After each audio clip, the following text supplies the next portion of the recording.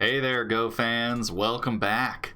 Today we are going to be bringing you Game 6 of the 2019 Transatlantic Professional Go Team Championship. I'm going to be your host today, Michael Wanek, and I am joined by the incredibly strong one-dan professional Andy Liu. How's it going, Andy? Pretty good, pretty good. Uh, very. How you guys all doing? I am great. I'm very excited for today's game. We're going to be watching Eric Louie, who is returning after a win last week, one dan professional, and today he's going to be playing Pavol Lisy, two dan professional. So that's the EGF member. So before we jump into it, though, we actually have the players on the line. So let's see if we can get Pavel. If we can talk to him real quick. Pavel, are you there? Hey, I'm here. Hey, Pavel. Good to talk to you. Are you excited for today's game? Yeah, I'm really happy that I'm getting to play. Yeah, this should be pretty exciting. Have you played Eric before? Yeah, actually, we played a couple of weeks ago in China on a tournament. Oh, wow. How did it go? I managed to win that game, but actually, we played already a few games together, and our score is very equal. Ooh, great. So today should be a pretty exciting game. Well, hey, good luck out there. We're gonna go talk to Eric real quick, and then you guys can get your game started. Okay, thank you. All right, good luck. All right, let's see. Hey, Eric, are you there? Hey, yes, I'm here. Hey, man, congrats on that win last week. Thank you. Are you excited for today's game? Yeah, a little bit. A little bit. So, are you? Did you prepare anything? I think you're playing white this time. Is that right? Yeah, I just practiced some games, and Awesome. Well, hey, man. Good luck out there. We're hoping for a really good game today. thank you. All right. Well, we'll let the players go get the game started, and then as soon as they have the board up, we'll bring it to you. Commentary is not going to begin right away. We're gonna get some moves on the board first, but after the game is started, we'll be providing commentary. So we'll see you in a little bit.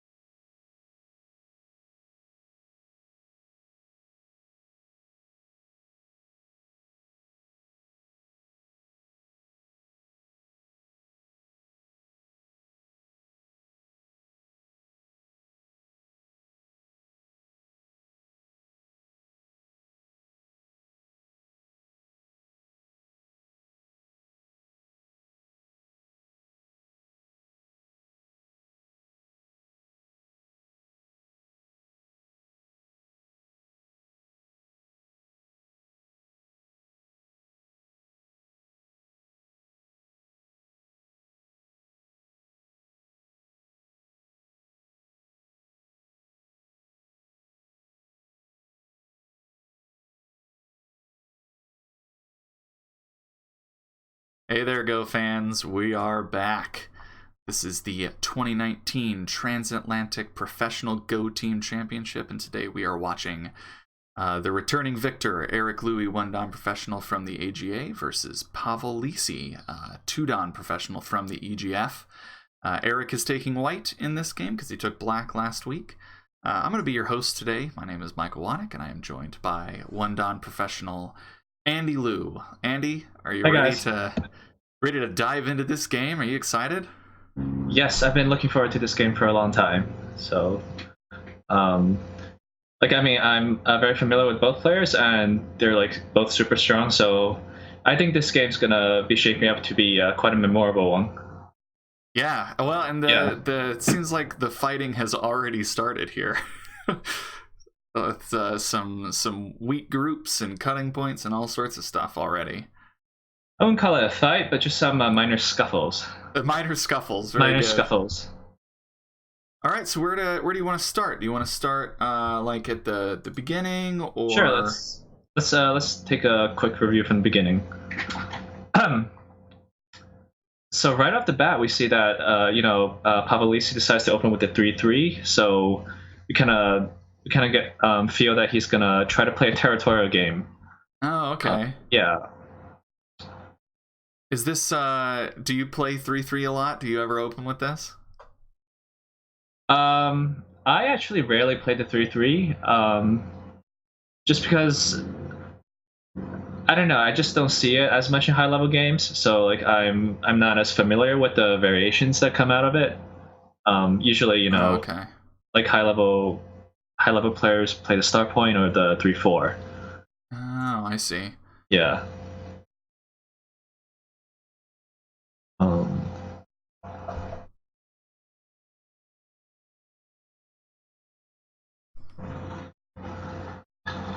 Yeah, I had a question about this. So this little what do you call it? Large jump enclosure thing. What do you think about this approach right away?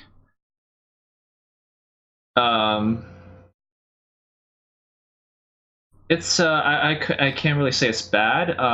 But let's say the 3-3 stone was a start point or a 3-4, then as white I might select to let's say approach a 3-4 from the lower end, and if it was a start point, I just dive right into a 3-3. But it's not as I would say it's not as interesting to approach a 3-3 stone. So I think white feels that this is a more urgent point.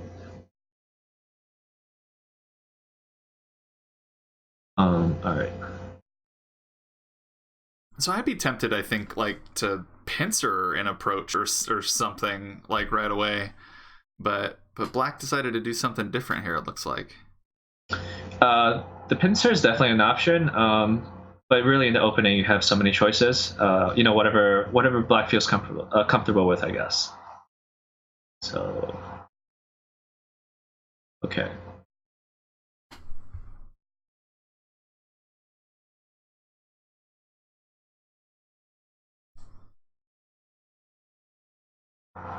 That's a really cool extension. I mean, pincer. The 3-space high pincer. Mm-hmm. I know before AI came out, you pretty much never saw this kind of pincer. Because it's so wide. But nowadays it's becoming somewhat more popular. Now black has several choices here. He can double approach to put more pressure on the cornerstone. Okay. Sort of like a counter-attacking sort of thing. Yeah, that's gonna lead to a pretty chaotic fighting game pretty quickly. So maybe, it's up to black. You could enter the corner too. Okay. Yeah. So I think everybody knows this. Most people probably remember this Joseki from their early days. It used to be one of the most common Josekis played. Let me get rid of that. Right.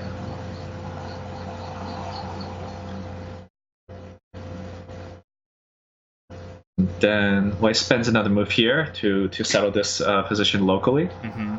And black can do whatever. So this leads to another game.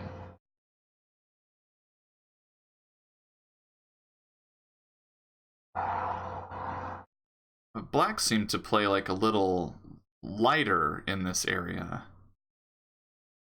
Lighter, or I don't know what the right word is, but wasn't as concerned with the initial approach right away. Went for the territory in the right.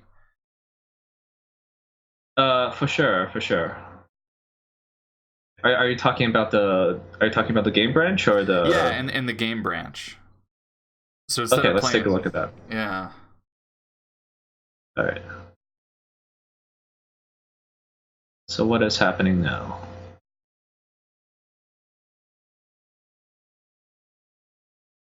Okay.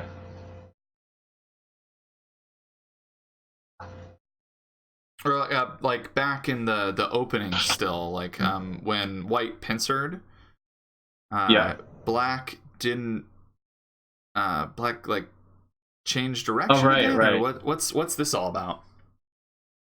So this is to put more pressure on the pincering stone. Also because the corner area here is like very open. Maybe black is worried that by spending, like let's say black plays somewhere else and like white spends another move here. Now the corner's looking really vulnerable. So maybe black is trying to attack and defend at the same time. Yeah.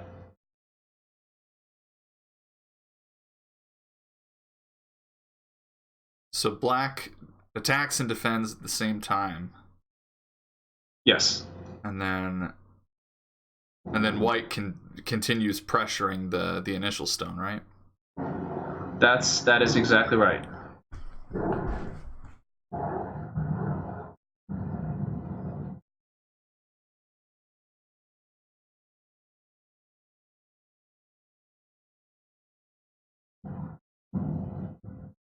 So, what do you think about this big jump for black on the left here? So the 2-point jump thing after the kick and everything. I think it's fine. Black has a few options. Well, not that many. He could maybe play a tighter pincer, or he can just maybe switch direction and attack. And they're all fine. And I think it's like too much analysis to go into like each of those moves, but they're all. Well, we got plenty of time. So if you wanna take a look at any of them. Yeah, sure, of course. All right. All right. So this move is. I mean, some people may say it's a bit over concentrated, but what it's aiming to do is to connect underneath. So I think I might prefer to play this move. So like let's say white decides to prevent that from happening, and then black can take the initiative and attack. So now he spends 2 moves attacking. Like white's clearly under a bit more pressure than the game line. So white may choose to, let's say, let me see. Oops. Maybe white would choose to like play here. Or, if you're ever in doubt, you could just always, Nuki. Oh yeah, if you don't know what to do, play somewhere else. Yes. So kind of viewing that K4 pincer sort of as like a forcing move or something, and just saying, okay, and now we can leave it. Yes, that's exactly right. Okay, and then you said that there's like a counter-attacking thing that you could do here as black with the, what was it, the C8? Hang on. Oh, okay. Yeah. All right, let me take a look. Nope, that's not it. Oh, here it is. Yeah, so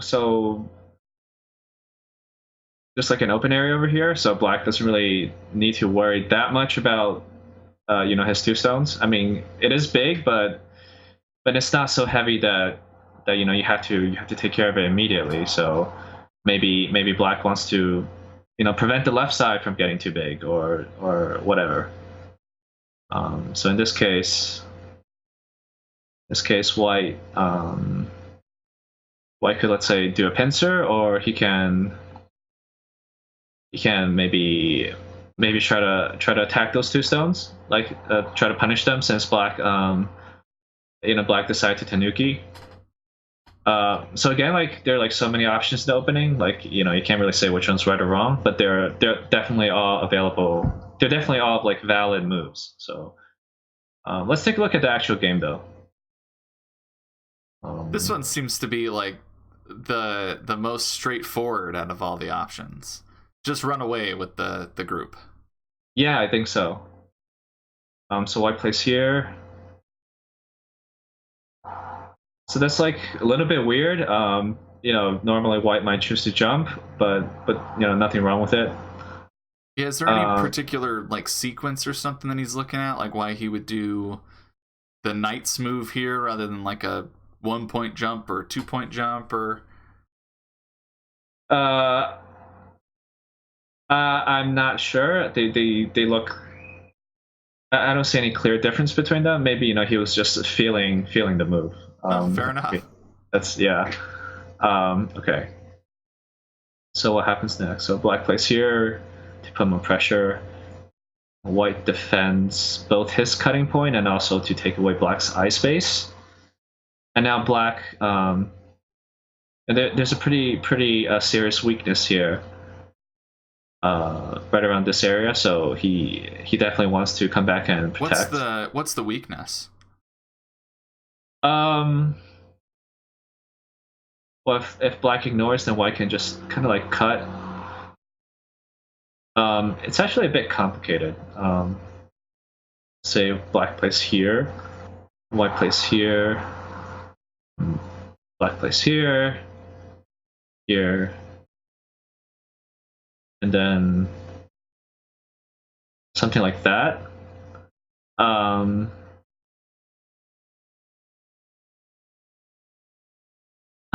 Okay, so it doesn't remove the stone, but that's okay. You get the point. So black gets cut off, and even if he does live in the bottom, it's not a great result because the corner is pretty solid for white, and white also gets Sente to attack the outer 3 stones. So black definitely doesn't want to get cut over here. He wants to keep all his stones together. Oh, okay. Yeah. Okay. So this is sort of a way to prevent getting sliced in half. This little. That's exactly right. Okay. Okay.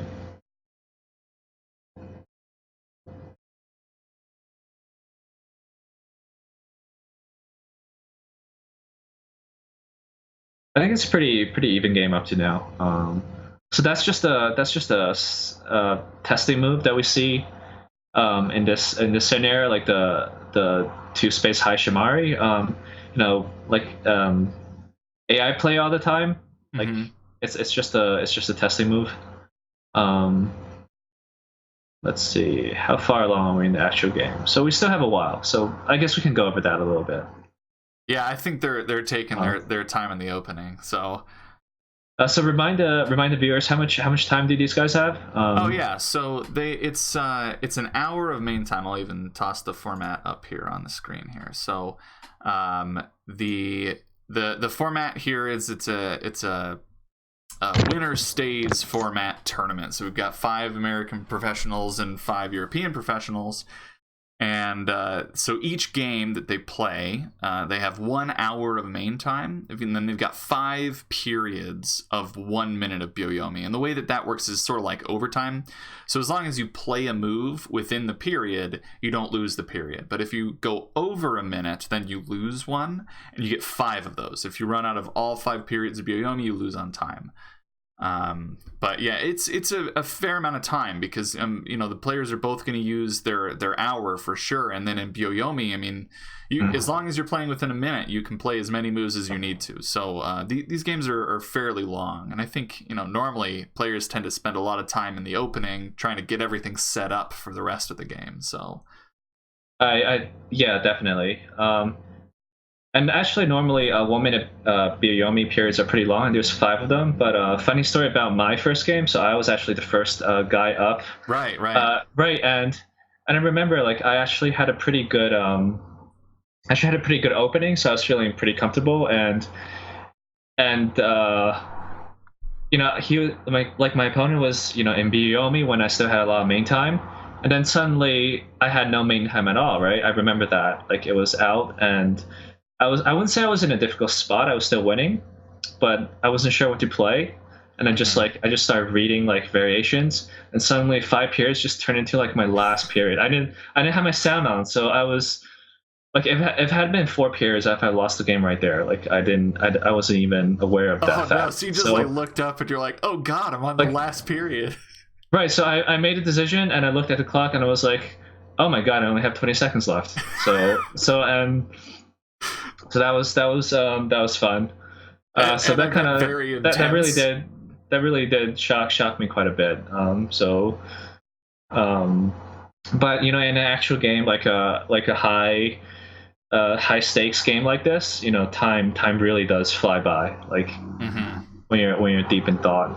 Anyways, so we have this attach here, and black can if black plays here, then white plays something like this.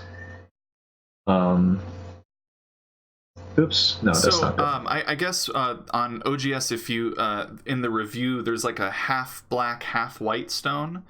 And I think if you're on that one, it will remove the stones, or at least that's what chat's telling me.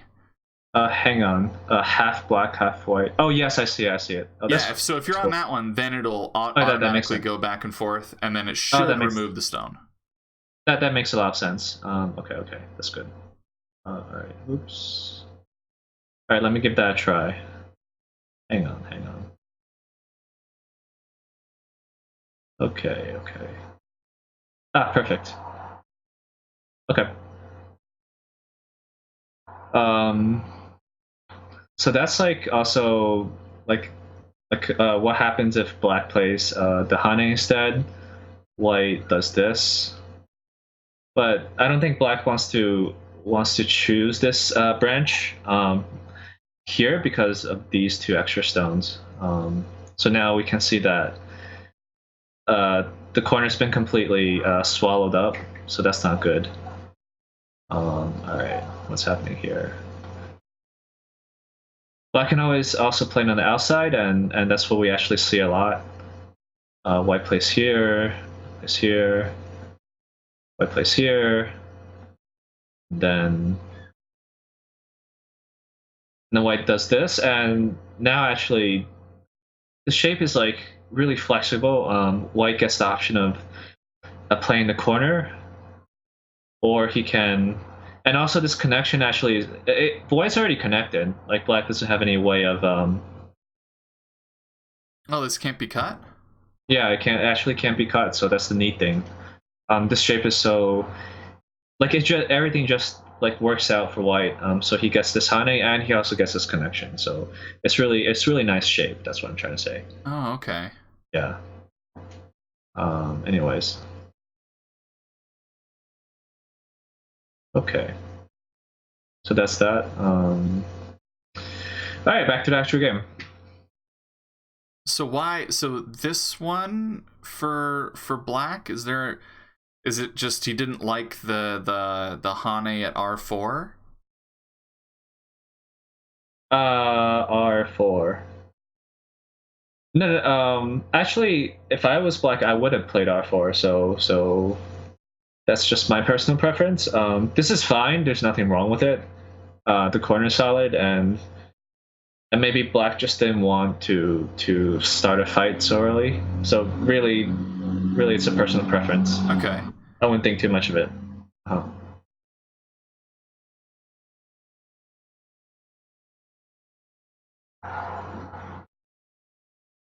It seems like with this move, white is a little loose or kind of thin on the right here, or is it time to counterattack?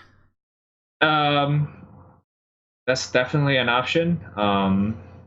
let's say black does something like this, I probably would counterattack actually in this situation, especially since the center group's not entirely settled.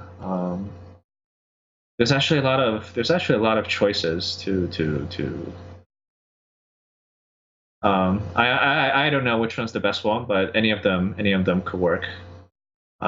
Any of these, and then white definitely wants to play in the corner. This stone's pretty light. White can slide under. He can slide under here. He can jump out. I'm not seeing when you're saying here and here and here. I'm not actually seeing the moves come down. Oh really? Did you see like the different invasion points that? Yeah, that I saw the different invasions, but then. I didn't actually put down the white moves. But I could definitely. Okay. Yeah, okay. So, white can play here. White can do this. White can play here. White can just this. I see. And I think that the corner is definitely more urgent. So maybe white might want to try, like, let's say sealing the black stone in. Then it would be like this. Something like that. This might actually lead to like more fighting. Okay. And so black has just decided, not yet, no fighting yet. I think so. Especially since he played this 3-3 move, which I think is not like the most active choice. So maybe he wants to avoid fighting.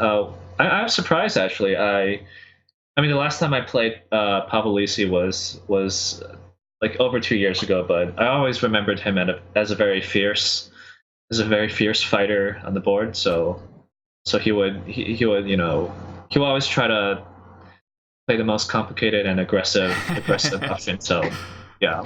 Well, maybe studying with computers is maybe changed his mind on some of that. That definitely could be true for sure. So and now white definitely can be happy with this. I mean, the shape's really nice, and now he doesn't have to worry. He doesn't have to worry about an invasion. So okay. Wow. Okay, that's aggressive. Forget what I said before. The fighting starts now, apparently. Yeah, that move's really that's aggressive. But I guess black can definitely play it because he has two extra stones here, and again, this group is now settled. And it's interesting that actually that white just chose to ignore this. I guess it would be pretty awkward to run out. Like, I mean, this is out of the question.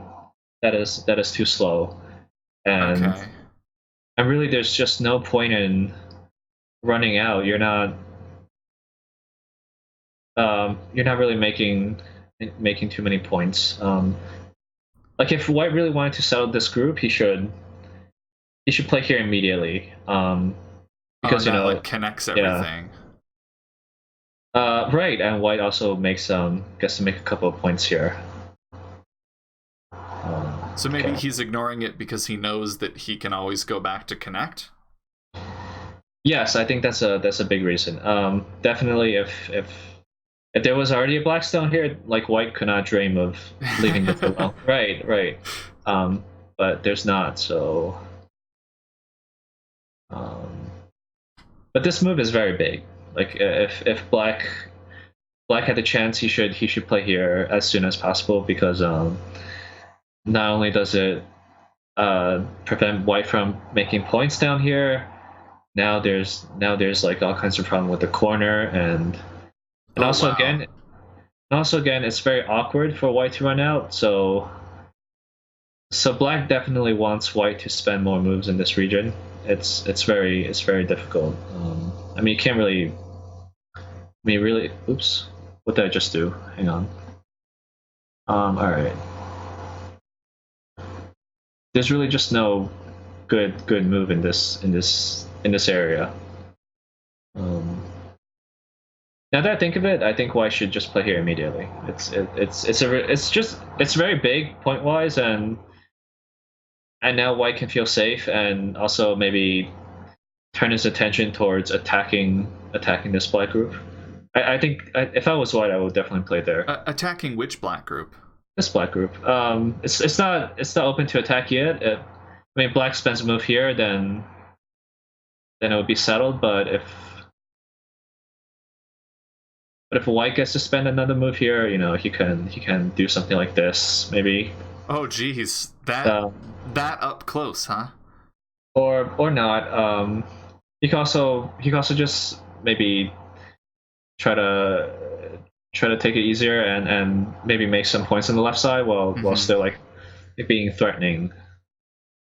Right. Okay. I think we should go back to the actual game. What is happening here? They really are taking their time. Okay. Eric's he's a very thoughtful player. I played with him like maybe 8 to 12 times, like over, you know, at Congress and at different Maryland Opens. You know, like we've always been like somewhat like we've always had some kind of rivalry, and I know for a fact he always goes into Biyomi, and he always usually ends up in the last period whenever I'm with him. So he's a very deliberate player. He uses his time wisely. He does. I mean, that's cost him a little bit in the past, like when he's been like, you know, in pretty rough fights on his last period that really killed some of his games against me. But he's gotten better at time management. I remember one of the more recent games I played with him. I was winning by a lot, and he was like down on his last period, and he actually managed to turn the game around. Like that was very unexpected. So he's gotten a lot better at managing his time. All right, what's happening here? Okay.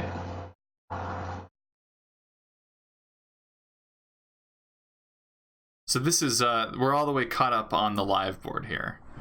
Yeah. So what's the status here? Who's strong? Who's weak? Who's fighting who? I think White's under the more severe attack right now. White's White is definitely under attack for sure. But it's not easy for Black to attack. I don't.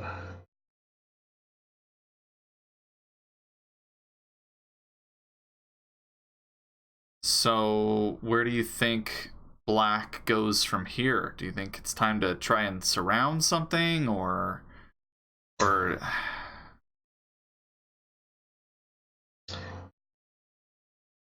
It's very complicated. The situation looks very intense. All right, let's take. All right, let's try to maybe break it down a little bit. Okay. So first of all, Black definitely has to play here if he wants to attack this white group. Okay, hang on. Okay. Now, if White, let's forget about this group for a second. If White gets to play here, then Black has a weakness in this area. Which area? Oh, okay. Right. So this is like sort of centage for White. So this group's actually very flexible. So I wouldn't really worry about this group too much. All right. So Black plays here. He wants to. So he's pretty much saying to White, like, you get to choose which group you want to save, and I'll attack the other. So right now, White's clear choices are, let's say, either here or here. If White plays here, then this group is looking very, very dangerous.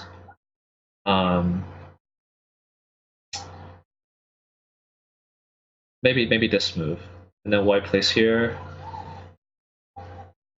It is complicated. It is complicated. like, so that would be Sente for white. If black wants to keep it separated, it'll be something like this, and then. So I'm just playing game branches that have very little chance of actually happening. Like this is just like something that looks reasonable, right? Yeah. Yeah. If black plays here, then that's just alive, right? So that's definitely not okay. That's not okay. So white plays here. Hang on.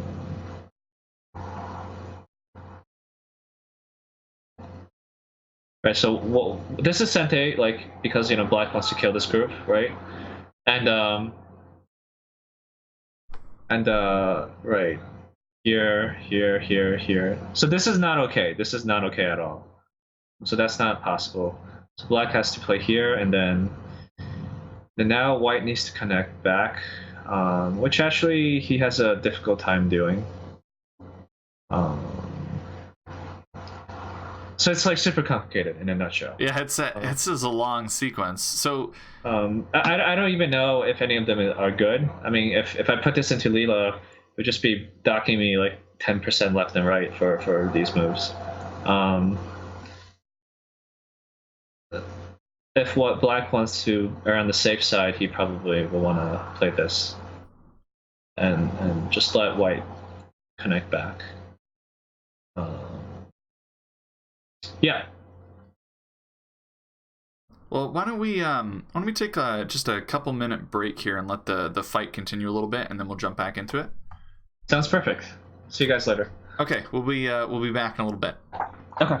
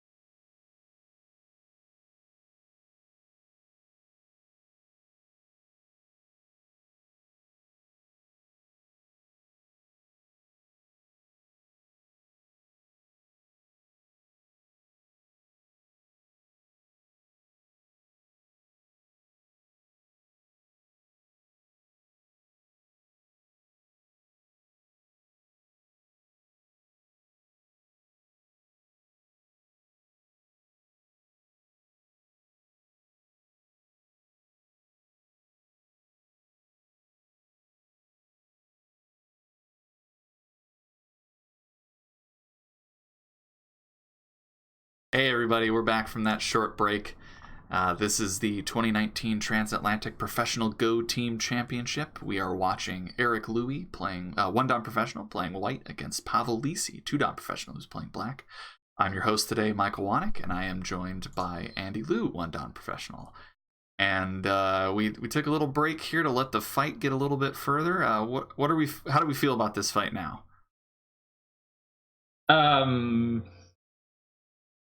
Looks like White's doing a pretty good job of settling both his groups. So right now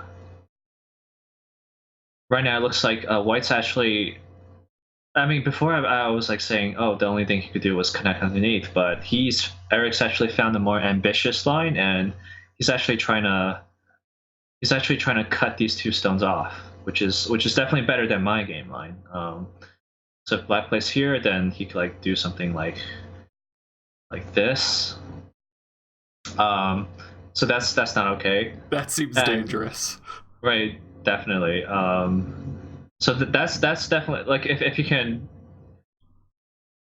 and that's something that players have problems with sometimes. If your group's in danger and you're just trying to survive, people are like, oh, I just need to make two eyes, but you should always try to like maximize like your profit, and that's what Eric is doing right now. So that's really great.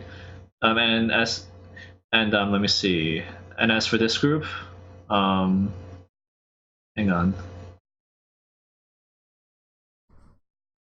It's very flexible. Because if Black say tries to cut here, then White can just sacrifice that one stone and connect back. Oh, so it's actually kind of hard for Black to find a counterattack here. It's actually impossible for Black to cut White off right now. Well, I wouldn't say impossible, but it's very difficult. And remember what I said about this move is pretty much, it's not Sente, but if Black ignores this, then these two stones are going to be cut off. So this white group is much more flexible than it looks.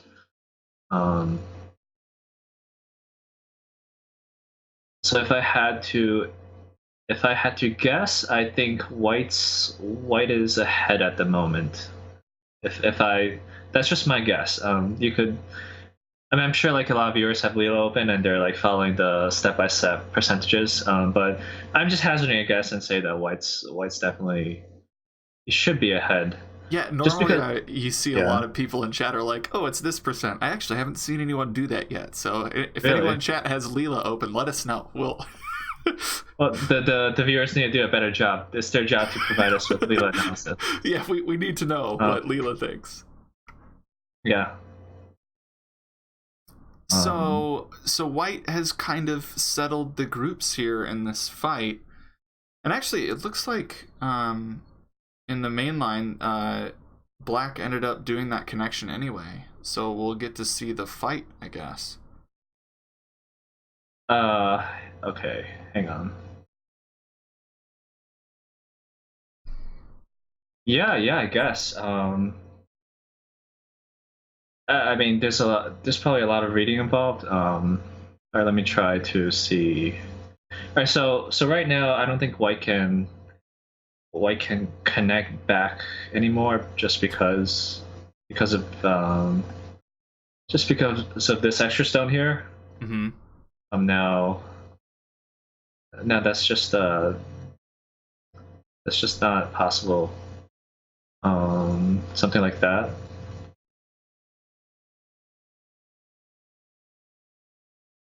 Oh, so this is kind of dangerous for White too, then. Yes, but I'm curious to see how Black's gonna deal with that.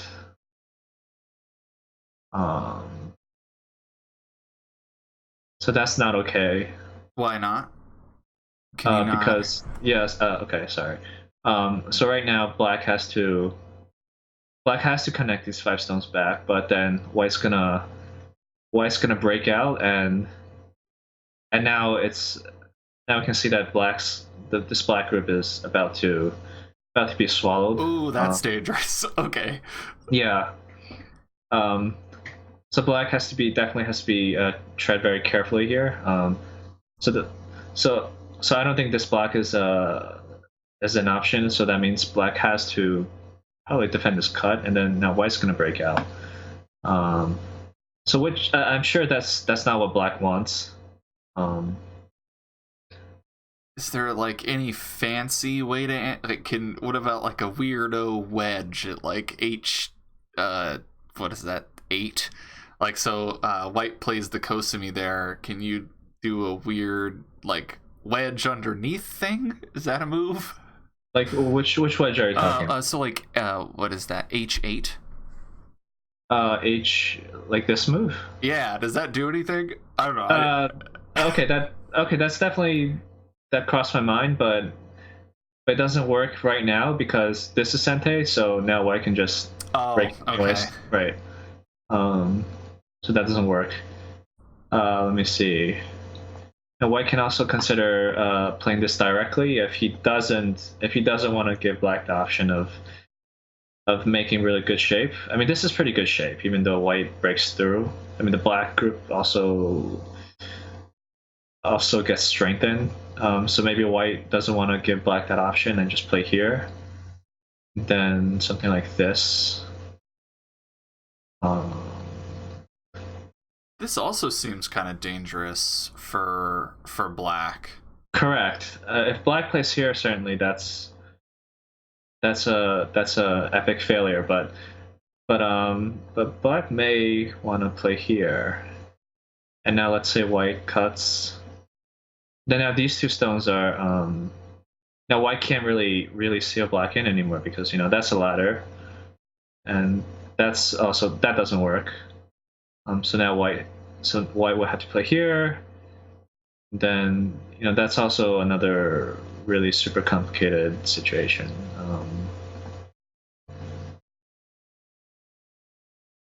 So that's a possible game line. But white lost 2 stones here, so it's. I mean, white was able to break out, yes, but white did lose 2 stones here. Maybe it's an even result. I'm not too sure about this. It's very messy. Well, it looks like in the actual game, white cut directly. Okay, let's take a look. Wow, really? Where does this go? I cannot approve of that. What's wrong really? with this one? Can you show what you're thinking here? Yeah, sure. So white gets 2 points, and he loses all this like outside influence. So 2 points is like not much. I mean, it's not gonna. Well, I wouldn't say it's not gonna affect the outcome of the game, but at this point you can't be sealed in like this. Like, I mean,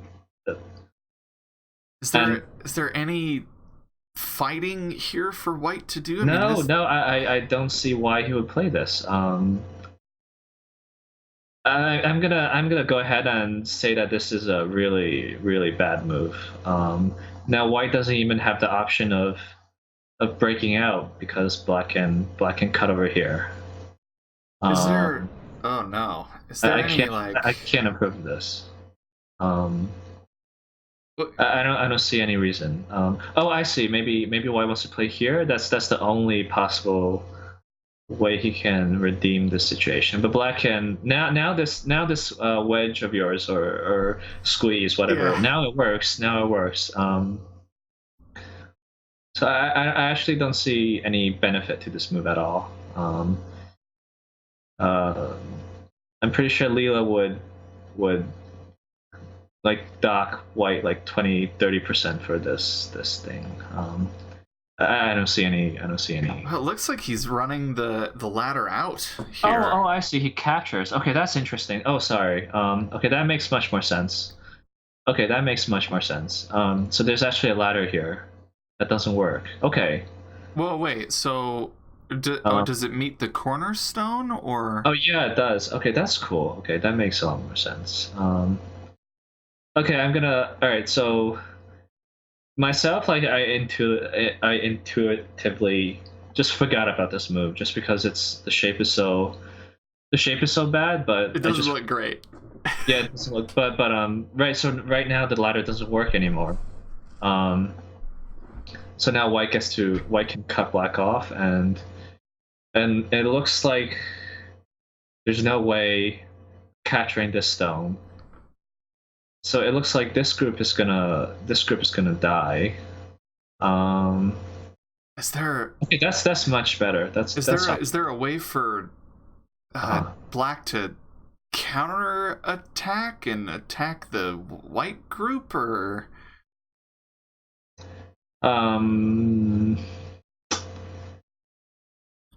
At this point, it doesn't matter whether these 5 stones die. Like black's gonna take profit right now. Like he's gonna even if these 5 stones die. I mean, he's got a lot. I mean, white was squeezed here, so black gets these 3 extra stones. He might get an extra connecting stone, so he at least gets some influence to compensate for the points that he lost. If these black stones just die quietly, if there's no Aji, then this would be a great result for Eric. So now it's Pavel's job to find some use for these stones. I don't think there's any way to save them directly, but he needs to like find some way to use them somehow. Maybe like, let's say, have a capturing race where he gets to squeeze more, or maybe threaten the corner. But if the black stones just die, then white's gonna be pretty ahead. He's gonna be ahead. Okay. So let's look at the actual game. Okay. I think we're still at this move. I guess Pavel is looking at the same thing now. Right. Let's look at the time. So right now their times are about even. I think Eric was like way shorter on time, but now they're both at around the 20-minute mark. Yeah, okay. Pavel's at like 22 minutes and Eric's just under 20 minutes. Okay, so black decides to connect here, and white has to cut. He doesn't have a choice.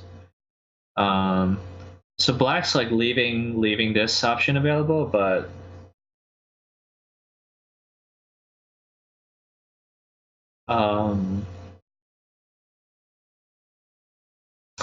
I think I see what's happening. So let's say white plays here. Okay, hang on. All right. So this is gonna be Sente, right?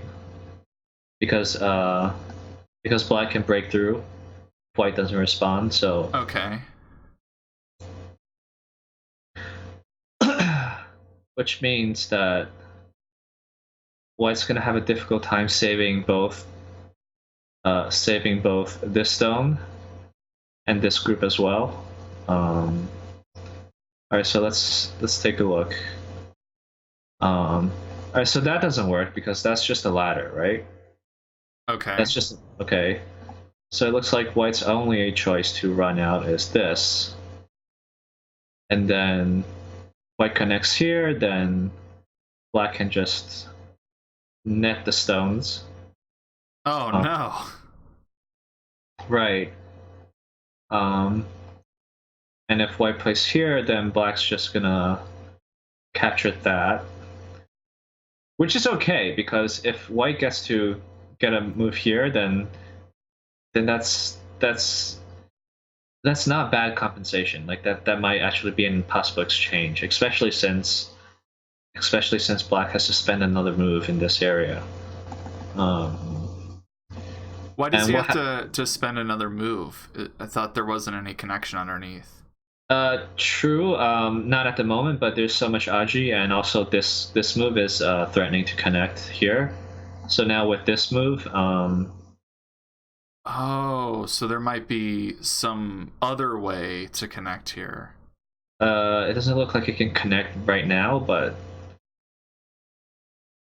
But it makes the loss a lot less if it's just the 4 stones, right? Or 5 Right. stones. This is not a clean capture by any means. So now white can also choose to play here and try to help these 4 stones while saving this, but black just has to play here, and now black can net anyway. So in summary, if black, oops. I think that's the actual game too. No, it's not. The actual game, white decided to play here. Okay. Which actually reverts back to the really horrible game line I was talking about that Eric cannot possibly play. Well, it's a little different this time, right? Because black doesn't have a stone here. Well, to deviate from that game line that I said was completely not okay. Like white has to play here, and there's really not much point. There's really not. I mean, it's a little bit better, but if white can't cut here, then that is not a success. Then black would have. Sorry. Then black would have gotten a major lead from this little skirmish. Right. Yeah, it looks like he ended up doing that connection. Right. So remember what I said. This is really bad. Okay. Okay. So this is slightly more acceptable because white can capture 2 stones here, but still not great. Still pretty bad. There's still some danger of just losing his entire center group too, isn't it? Or his J7 group? Yeah, that group's in a lot of trouble. If white plays here, I can play here. Let me see. Here. I'm not reading this out. I don't know if it works. I'm just actually normally I have to read this during a game, so I'm just being very lazy. That's fine. We're commenting. We don't have to work that hard. Gotcha. Haha. All right. So this looks like it's just it looks like white just fails to connect back because of liberty shortage. Oh wait, no, oops, I forgot there was actually liberty here. Wait, this does not work for black. Scratch that. So it looks like white can connect back in this situation, but I was being greedy as black. I wanted more. So now, but if black plays here, then that's a different story. So now this group is no longer connected, and it can't connect back. So white has no way to connect these 5 stones back at the moment, but he can definitely minimize his losses. So let's see what Eric tries to do.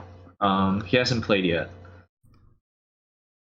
Well, it seems like if you're going to do the whole sequence, it seems like you really got to get that Atari in on the outside, right? Otherwise...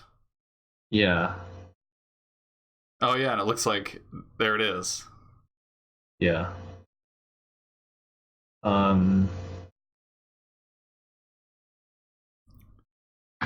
So, points-wise, this left side, even though it's 5th line territory, that's not enough to justify giving up those stones, or what do you think? I mean, the results not horrendously bad, but I'm comparing it to what could have been. So if white just played this, wait, let me see. Yeah, if white just played here, I mean, it's hard to say. I probably would choose this. I would probably choose this line. If I read all that out, I mean, clearly I didn't because I forgot to move there. So, right. But this looks fine. And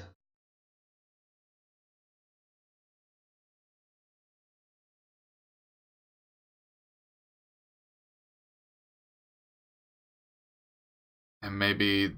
I mean, it seems like white gets out here, but it's hard to say. I'm not sure that I like it for white. What do you think? Well, so this stone is hang on. So this stone's pretty much useless. So white's escape is pretty nice. The only downside is, of course, you have to like sacrifice these 2 stones, but they're still not dead yet. Because like black has to like capture these 2, he can't really let them run. So that means white gets a free move somewhere down the line, like as a ladder breaker. So that means like white gets like a semi-free move in this area. In this area. So it's not like so black's capture of these 2 stones is not like as good as it looks. Let me see. So if black plays here, for instance, white can play that, and now black has to like play something play something he doesn't want to play, which is like you never want to like capture like this, right? You want to capture in a large scale.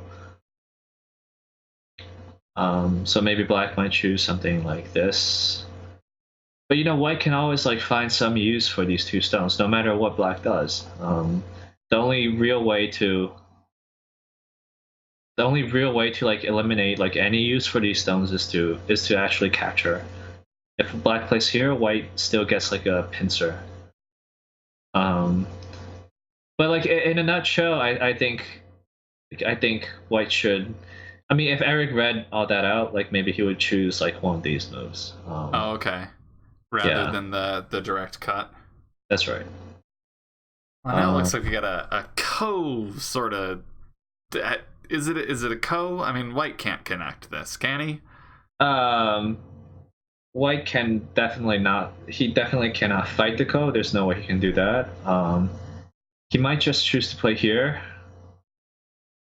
The connect's not an option. Definitely not. It's too slow. Like, and you can't just let your opponents. Like. I'm hearing news from the chat that apparently Leela thinks the game is even now. Even. Well, hang on. Remember what I said about white being very much ahead? Like, remember what I said about white being very much ahead at this point? So because he settled the groups. Yeah, so he settled. So this group is settled, right? This group is settled, and black's corner. Like, remember before he had like a big framework over here, but now like white's broken into all that. So like I said, like at this point, white's definitely leading, but the following like moves definitely was in black's favor, in my opinion. Like, okay, I don't know much. I've definitely been wrong before. I've said like black has a 85% of winning, when in fact it was like only 40% for black. Like I've like made some pretty bad assessments in the past, like especially in the opening to middle game. So but this is just like my like intuition telling me like that white's ahead. I see. Yeah. Just because this was black's area and white somehow managed to make it happen right in the middle of. He settled both groups, right? Like black shouldn't have let him do that so easily. So the game's even. That's awesome. Okay, this move. Okay, so what I said before was black has to play here to make sure that white can't connect back. Otherwise it has too much liberties. Well, the reason I don't like this move very much is because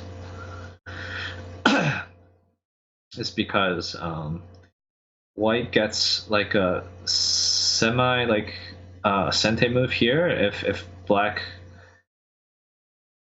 ignores that, then white can like make a ko over here to like connect his group back.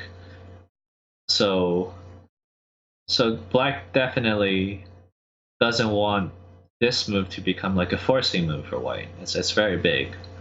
Would it be possible to engineer some sort of double co thing, or would that go on the outside? That's not like, maybe it would, but that's like besides the point. It's just like you definitely don't like, this move is very clean. Like it doesn't give white any kind of like, it doesn't leave any aji. So this move is extremely clean, which is why I prefer this move. If it worked, of course, but it doesn't. So that means black has to choose this. Right.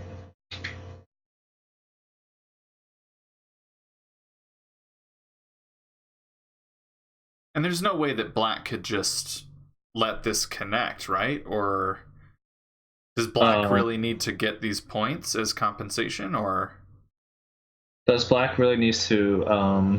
Yes, he does. You can't let two weak groups connect, or should I say a weak group and a dead group.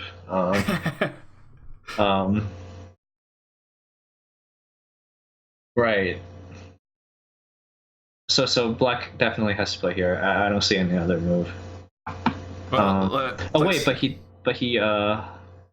wait. I guess I was wrong. Okay. White can. I mean, that's like, if white wants to like leave these five stones, okay. I mean, which he chose to, but I mean, white wasn't like connecting back in the first place, so I don't see like, if this black tiger gave an immediate benefit. I mean, white still can't connect back, like same as before. So, like, I think black should just play here.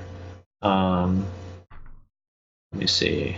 It looks like white is opting just to cut his losses. Okay. Okay, that's.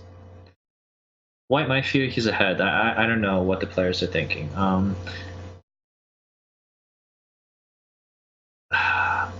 I don't know. Okay. Okay. So it looks like he is gonna take his profit here. He is. Could white Tanuki now and maybe use potential connections as co-threats later, or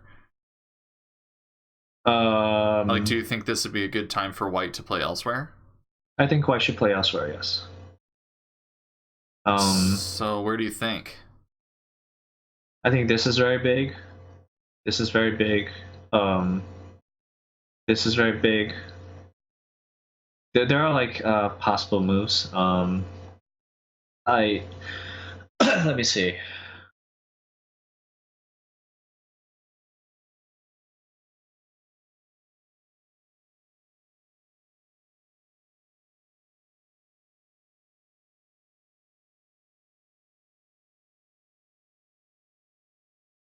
I'm not sure. There's like, they all look equally valid. Maybe I'm just a fan of like really large, really solid and really big territories. So this would settle things. Yeah. So now this corner is very, very big, and maybe white can get like a forcing move in this area in the future. Why would that be forcing? Oh, right.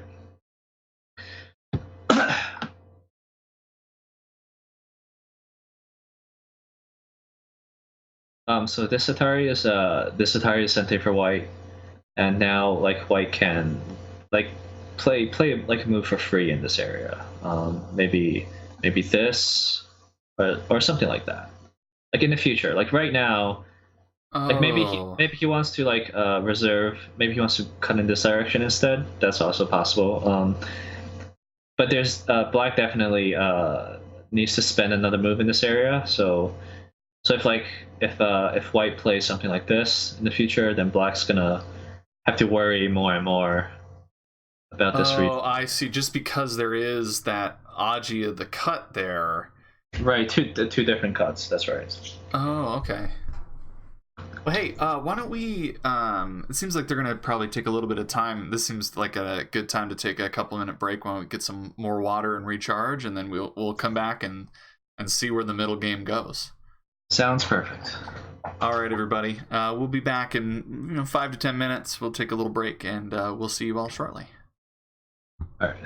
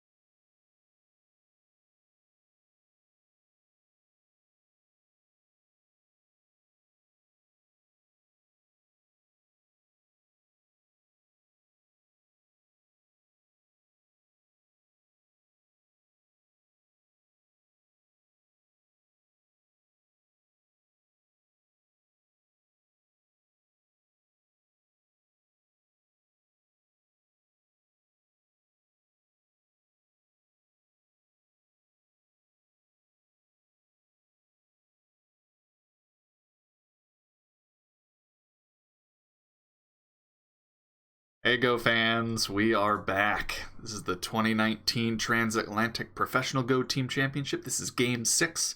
Watching Eric Louis, 1-Dan Professional from the AGA, play against Pavol Lisy, 2-Dan Pro from the EGF.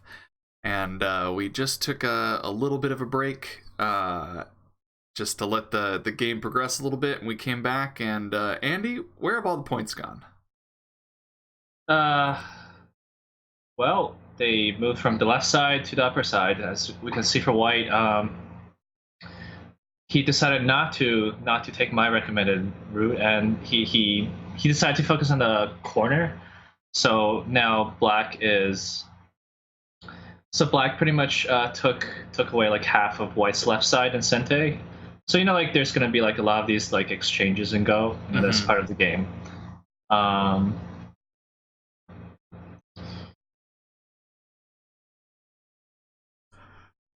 Yeah, so I don't know. I liked your original result there with those really solid points on the left. This formation in the top left, this corner formation, does that even get all the points? Is there seems like there may be some invasions and stuff that can happen there? Yeah, for sure. Hang on. So what do we think? Do we want to go back to right before we took a break? I think. Yeah, I think that's a good idea. Where were we? We were about right here, I think. Right here. Right? Yeah.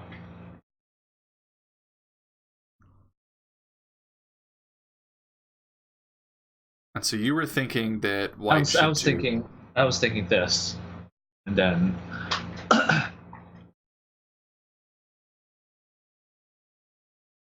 And then maybe Black plays something like this. That is another game.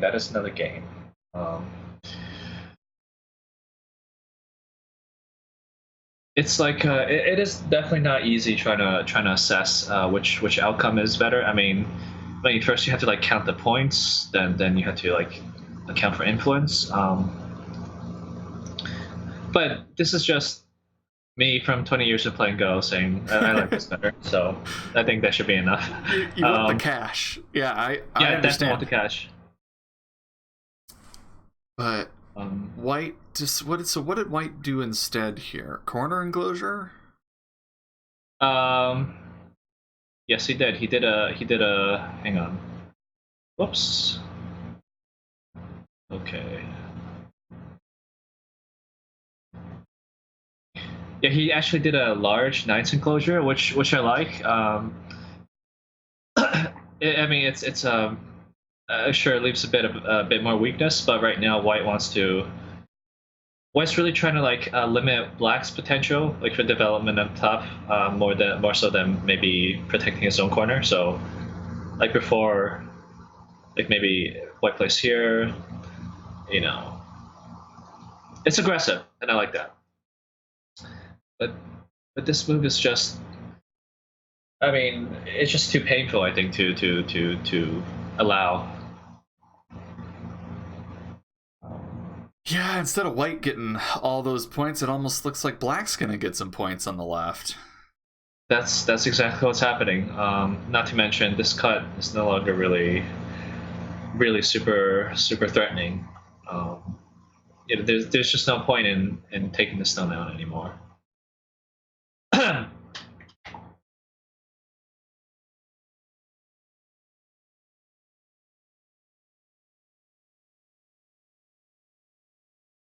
Well, so what about why C15? C15 is to make sure that Can we go back to? Can we go a little bit slower here? I'm just trying to. Yeah. Let's. Okay. So Black connects, or so White connects, Black connects. Yeah. And then. Well, I mean, in White's defense, you can't really come back and play here anymore. That's definitely not okay because then you're just making bad exchanges. It's, Black got this Atarian, and now you have to follow up with another defending move. Just from the exchanges that occurred in this area, like that Black's got the upper hand. because like the number of moves spent in this area is like even. Like Black played first.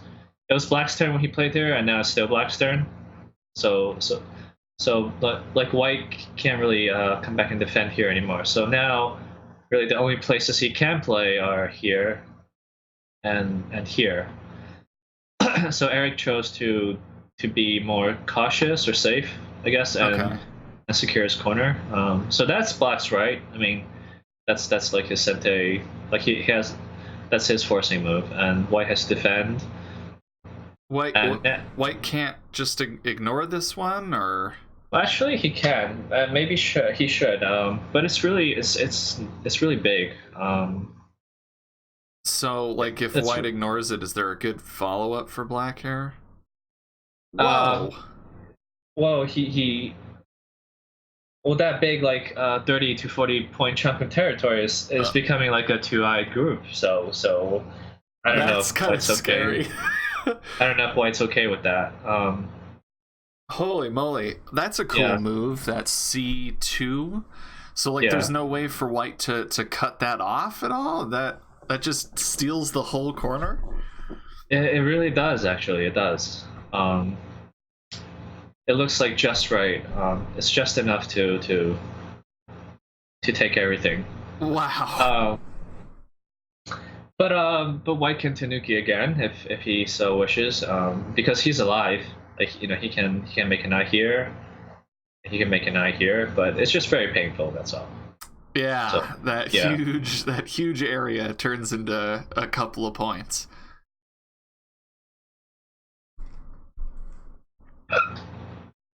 No.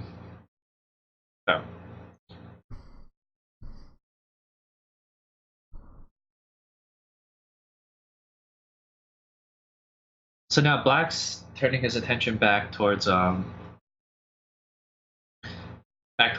lower right side, where so White's not completely settled yet, as we can see. And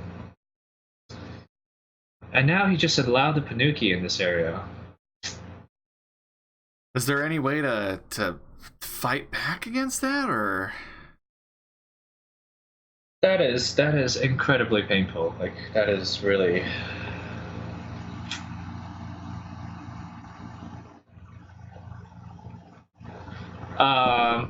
Let's take a look. So that's a forcing move. I mean, White has to connect here. Getting cut there is just too many points. Yeah, it really is.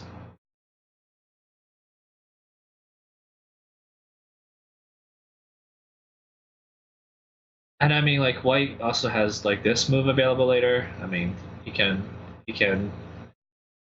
like catch these two stones. Like this is really big. I don't think White can give up all that.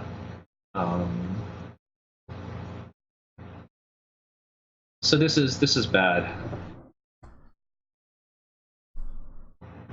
There's no way to save all of this stuff, huh? I feel like maybe White could have exchanged this move immediately at this point. The timing's very important.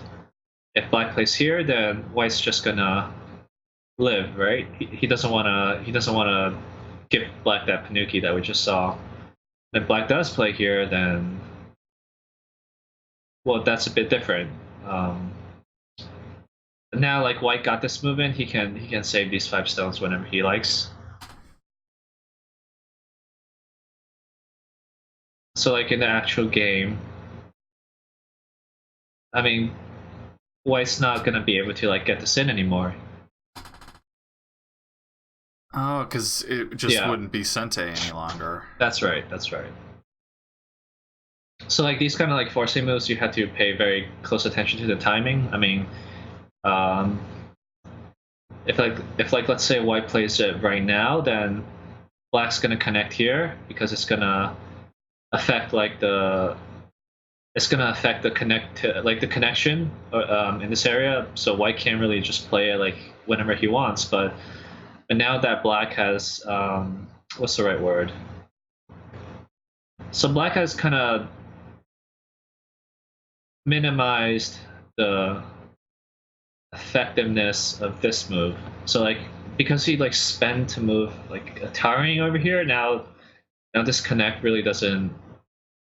I don't know. It's not as big, or more specifically, it makes this forcing move actually much bigger.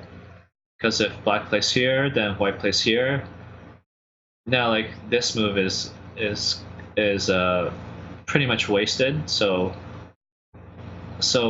it not only makes this move much more forcing, but it also makes like this connect like not as interesting. Like it's kind of like really weird that kind of thought process. So basically in a nutshell, like this is the right time to force. So white wants to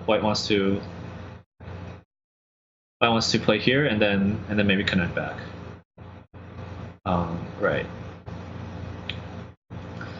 So what do you think about the position so far, Michael? I mean, I feel like I like black because it seems like black doesn't have any real weaknesses anymore.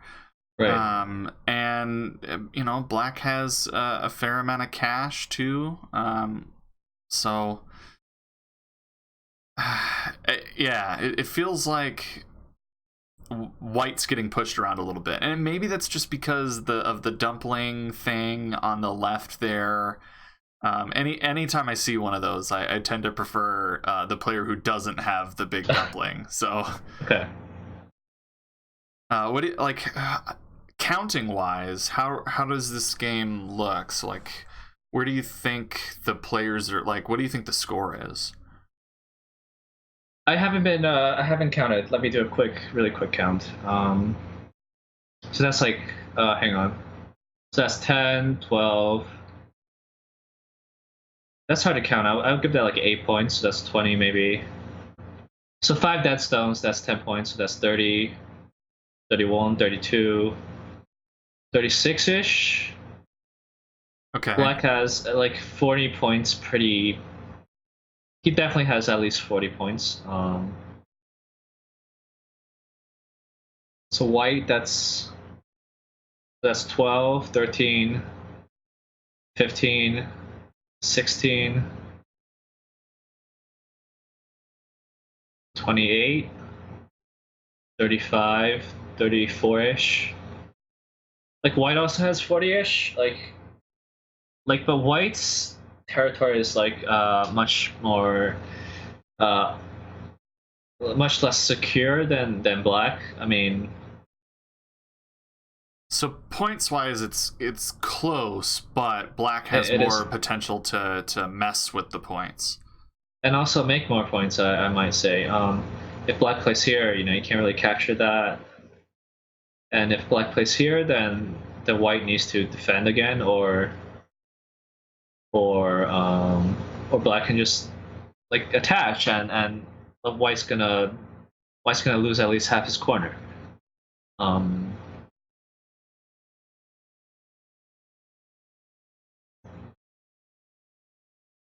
Black can play something like this, or he can maybe play something like this and try to go for some center territory. Black is definitely more flexible. White's more limited in the territory that he can make right now. And of course, he still has to worry about he's had to worry about this group, as we see in the game. Like he's getting attacked. Right. He's getting attacked. That looks pretty. So is that whole sequence in the bottom right like forced? Is there's no flexibility at all for white down here? I think it is actually. So minus my forcing move, I think everything is. So like white can't connect this, or it.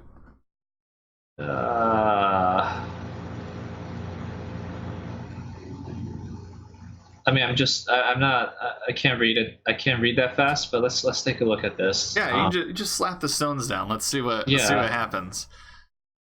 Well, that doesn't look good.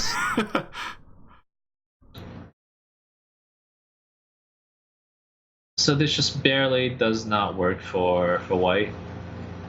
This doesn't work for sure.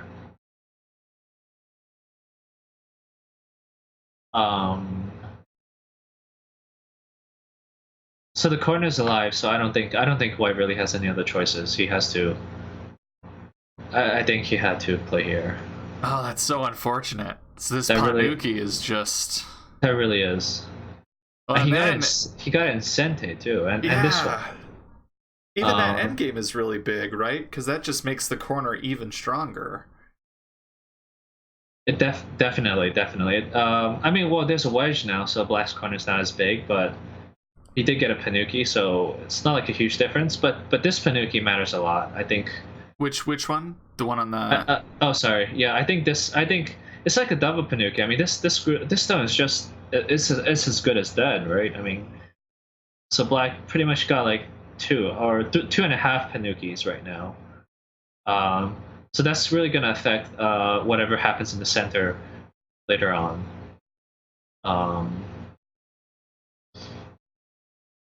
So in a nutshell, I think black is. I'm gonna have to say comfortably ahead at this point. I think black is ahead.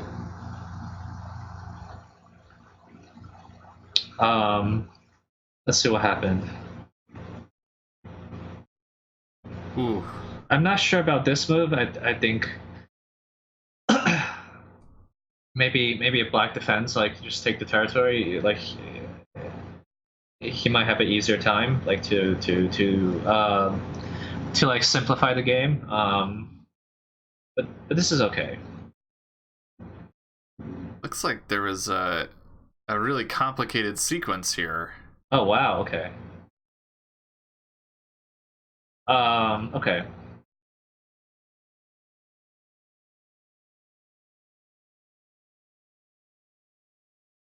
Oh no, this looks really dangerous for white. Does. Okay, so black is being greedy. He's saying I can take it all. Like he thinks this cut doesn't work for white. Can you show that one a little bit slower? That is a very complicated sequence. It is very complicated. So black is. This is actually, it is very complicated, but it's also very like, it's not a common shape, but it appears somewhat often in like opening to middle games. So this attach is like a fairly, I think it's a standard move for expanding your own potential and reducing your opponents, right? That's like it's like a commonly used like move. And hang on, okay. And now black has the choice to either save this stone, right, and take some points on the upper side, or he can be a little bit more greedy and proactive and play here. Now he has to be ready to sacrifice if white should cut here. But in some situations, it is possible for black to block on this side, and if he can make sure that these stones can connect back to some friendly stones, then this white group will be left floating in the center, right? As long as these two stones can connect back. So, and that's what black is doing in this situation. He's let's go back to the actual game. Okay.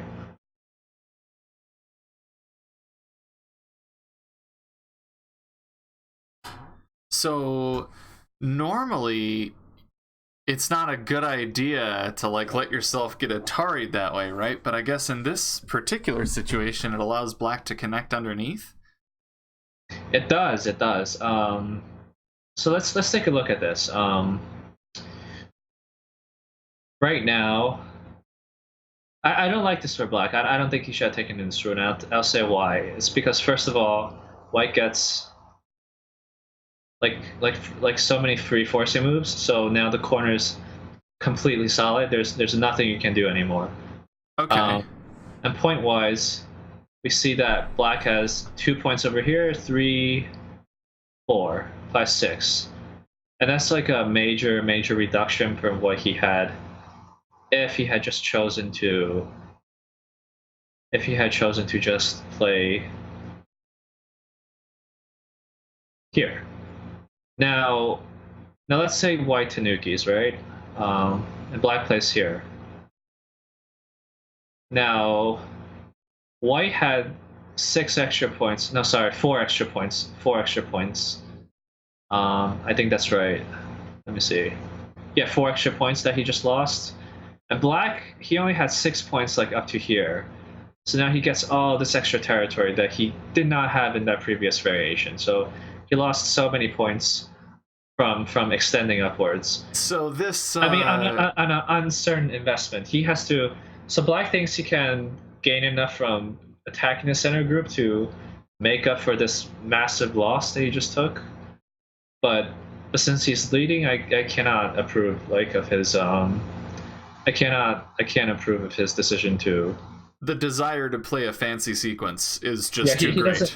He doesn't need it. I mean, he plays here, and so he lost about 20 points, point wise, just from white getting on these forcing moves. On the...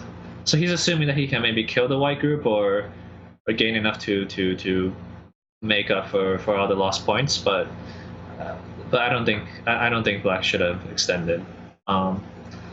So, well, that was a lot. Do you have do you have any more questions about that entire sequence? I mean, that was a very long sequence, I have to admit. Yeah. So, I guess we can go forward a little bit into the game and see what the result was here. Yeah, sure. Let's take a look at what kind of group white ends up with. The target that black was trying to create by separating out this white group here. Yeah, let's take a look. Okay, so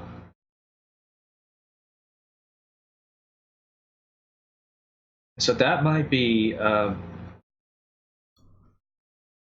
so white needs to connect back immediately. He needs to somehow link. Somehow needs to link his group up. Because he just gained a lot on the top side. So now as long as his group is safe, I'm gonna say white's gonna retake the lead. So right now, Eric decided to push one more time. And I don't know if he would have pushed if he thought what black was gonna tanuki, because I mean, if you push here, clearly you probably think that your opponent's gonna respond. But maybe Eric thought that there was no way to actually connect at the moment, so he decided to push again. Whatever the case, so as long as this white group lives and Eric doesn't suffer any major losses on the right side, then white might be able to retake the lead. So let me see. Let's take a look at some of the possible linking moves that white has in this area. So the first move that comes to mind for me would be this. The black can attach over here. So this doesn't work. So there's a double Atari here, so that doesn't work. Okay. Oh, what just happened? Hang on. Okay. But what about a 1-point jump instead? What do you mean? Where? Oh, instead of the move at 1, what about the playing 14? We'll get to that very. Okay. That's my next natural. Okay. Yeah. So if white plays the 1-point jump here, he's gonna just be.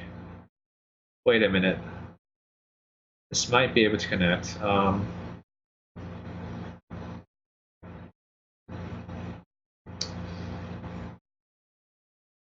It looks like white can connect like this. If black Hajin is here and white's able to play over here, then white definitely should do that. Oh, no.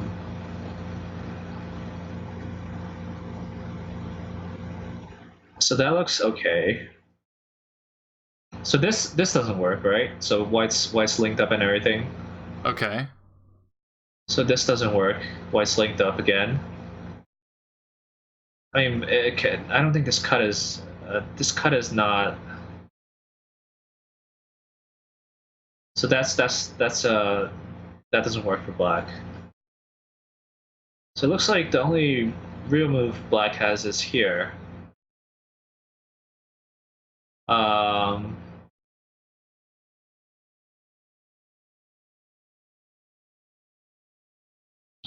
So it'd be like something like that. Does that get black any compensation in the corner at all? Can he continue here? Yeah, he can. So that's decent compensation. He gets to cut off that one white though.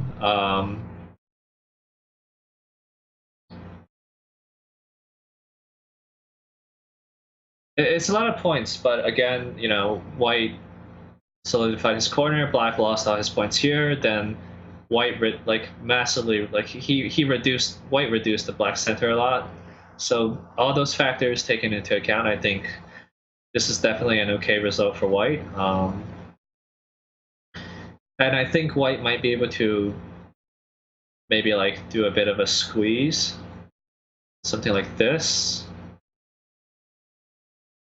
like that. And then maybe take Sente to play here. That would be pretty good. That looks good. So, like move 21 is very, very, very big. So if this could be the actual game, then I haven't counted, but it looks like white might just retake the lead if this was actually the game.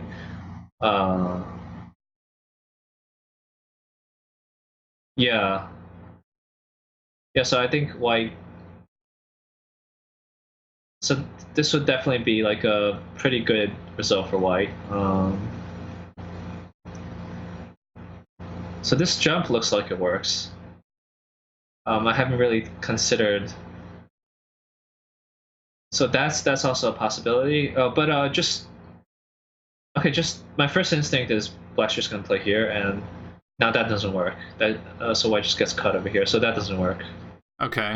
And if white plays here, then black can attach downwards, and now this stone is just cut off. There's no squeeze available. So now the territorial loss for white's like much larger than the squeeze variation I just put on. So that's definitely not okay. So white can this play. Move is just good. Well, white can also play here, and it's very loose. I don't know what happens here. I don't know what happens here. Maybe.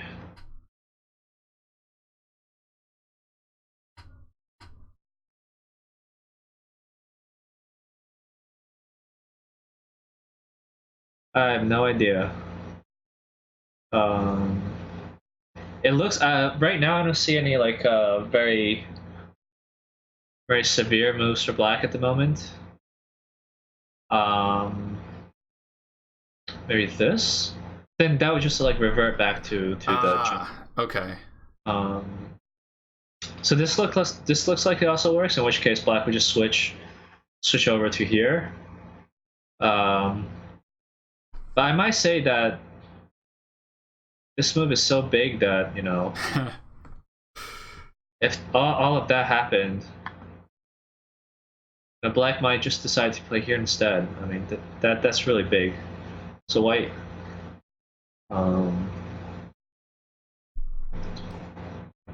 But this is complicated. I think I'm just like diverging a bit too much. I think that's all good, but I'm just. So okay, so like to summarize, like white needs to connect back, like because he already gained so much on the top, and And well, if he can get Sente to play here, that would be terrific. But well, he has to connect, so I don't. He doesn't have time. In which case, Black will play here, and we're gonna do a quick count.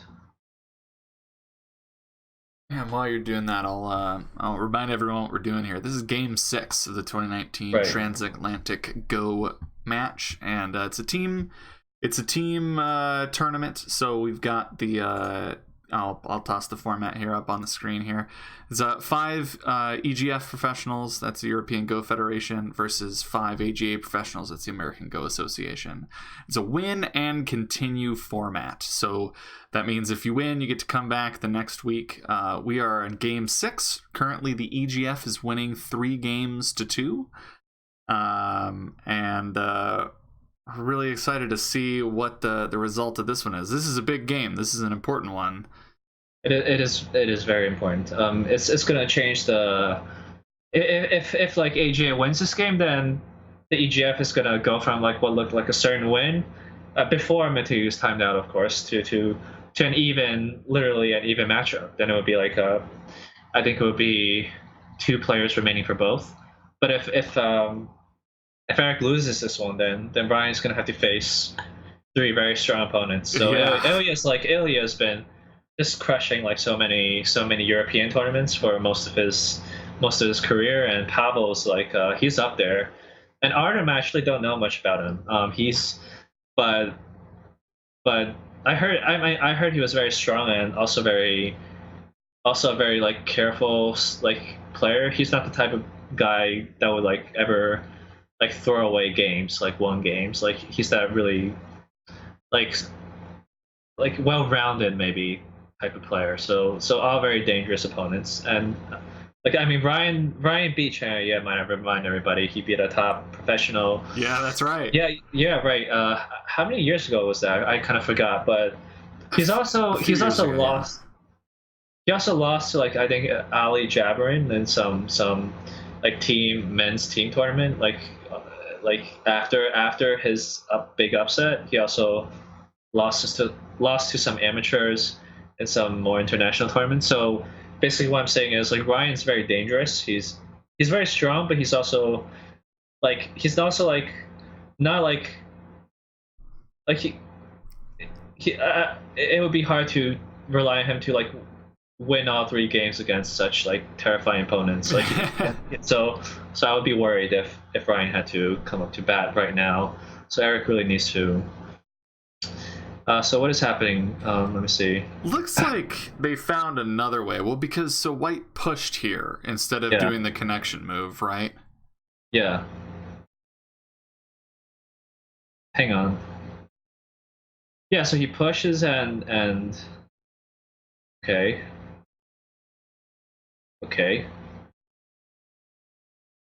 So Eric's let me see the time. He just made 2 time.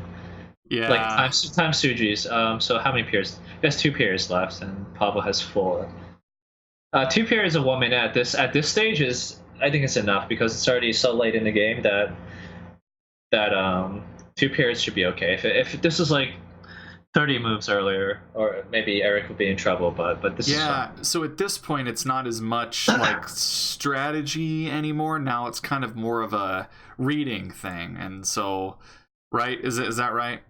And like you guys just read so fast that 1 minute is like a long time. Not true. No?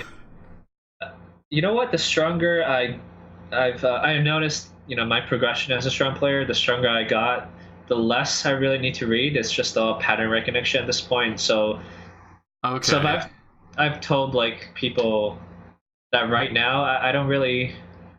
I mean, tournament games, I'm not talking about tournament games, but just in casual blitz games or online games, I don't really think anymore. It's just complete pattern recognition. Like every like situation that might arise in the game, I have some sort of like a memory associated or some.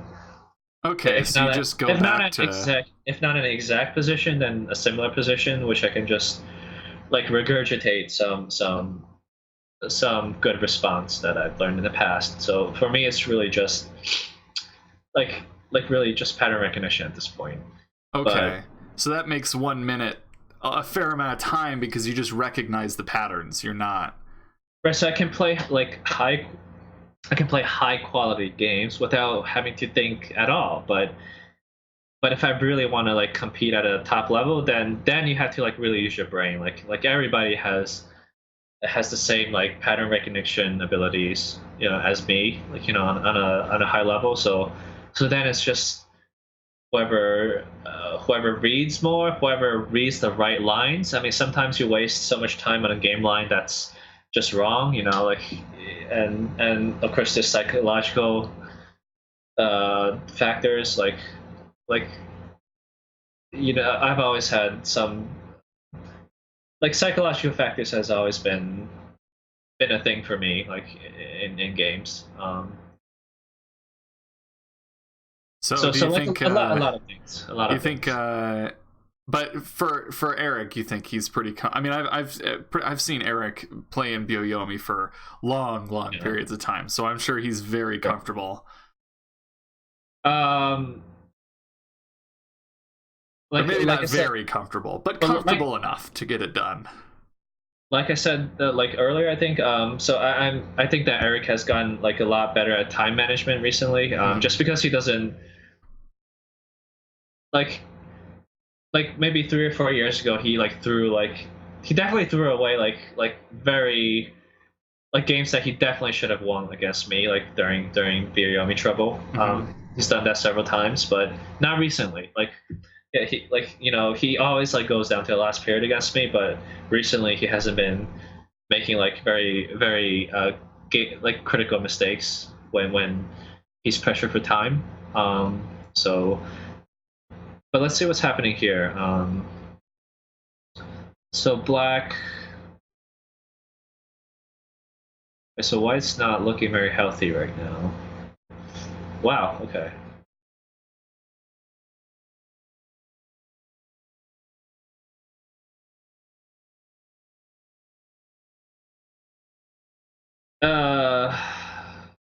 Okay.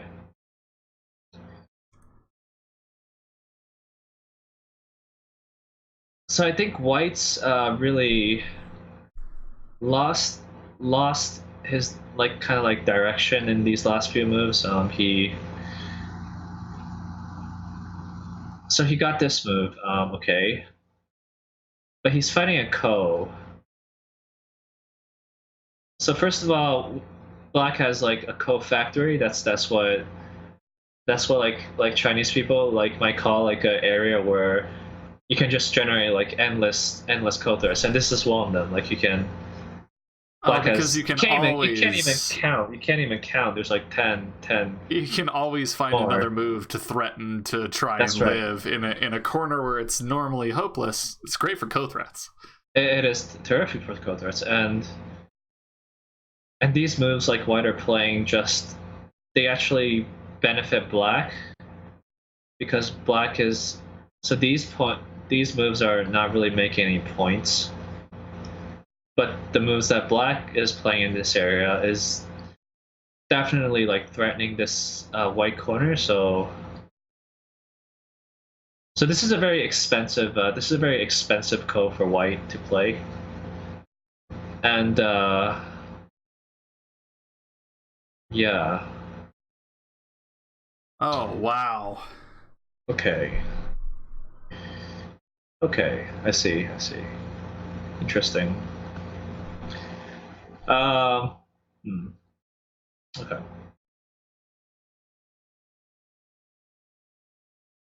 So I'm gonna hazard a guess and say that Black's probably well over 90% at this point. I don't have Leela on my computer, but in my assessment, I think Black is definitely over 90, in the mid to high 90, like 95 or more.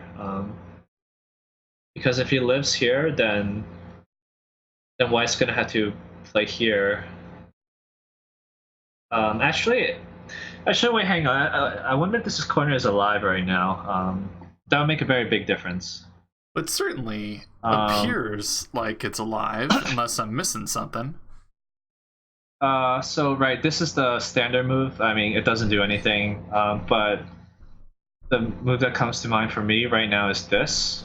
Okay. And I was actually reading that for a while now, and Black actually has this really neat move here that just happens to save his group. Like, Yeah, this is where I would play, but this is not oh working. no, this is also alive. This is also alive. So it looks. I don't think White can kill it. If White cannot kill, then Black's gonna play here and then cut those 4 stones off. Oh man. So yeah. Oh, then White doesn't have anything left. That is true. That is certainly true.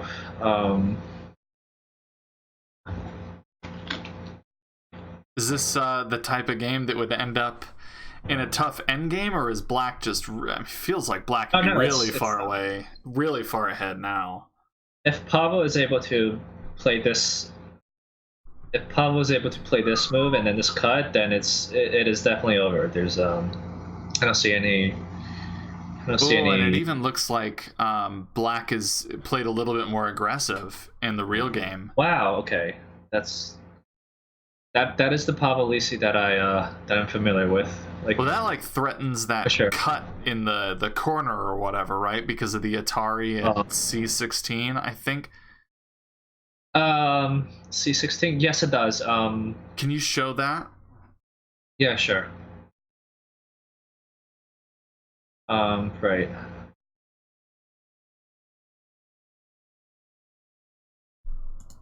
I mean, that's a bit risky, but I guess it does work. Yeah. So if White Tanukis, let's say this, then Black can cut these 2 stones off. That's not his goal at the moment. Black definitely is not aiming to capture those 2 stones. Rather, he's trying to force White to make the most painful life that he can. So let's say Black plays here, then White gets to make life like this, and now he gets. So this is comfortable. This is a comfortable life, right? Okay. And Black has to defend, but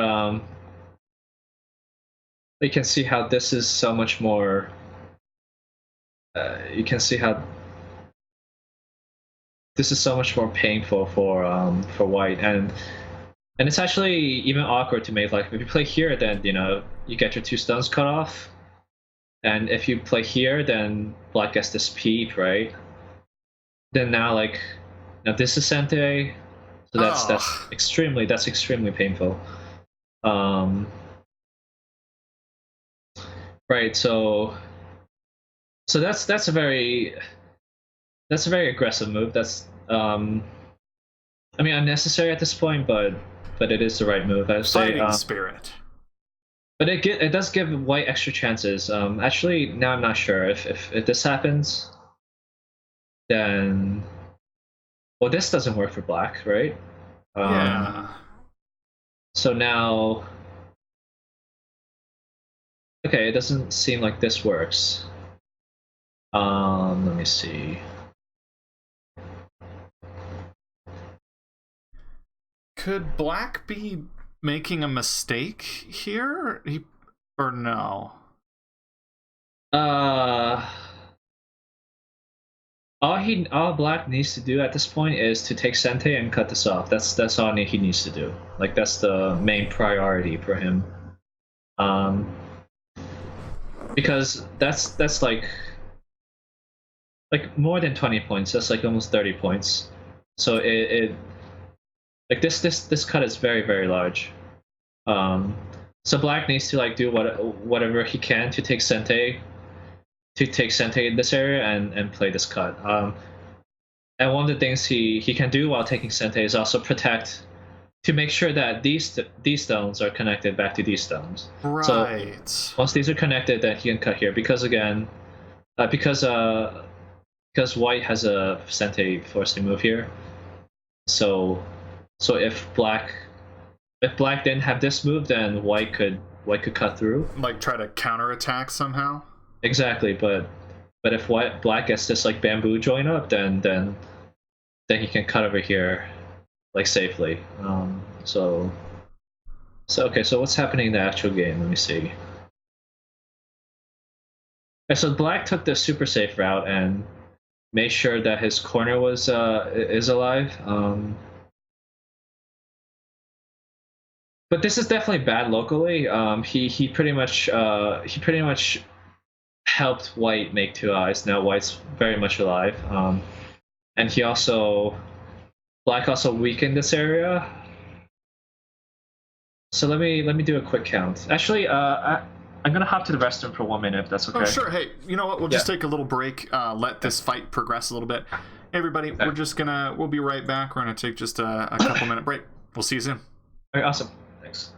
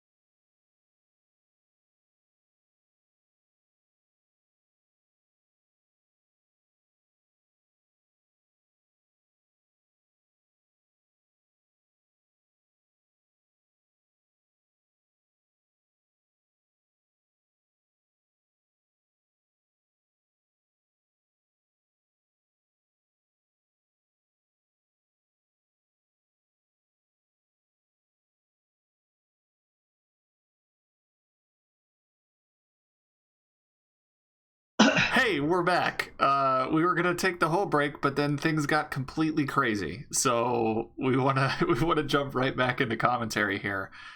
Andy, what's going on?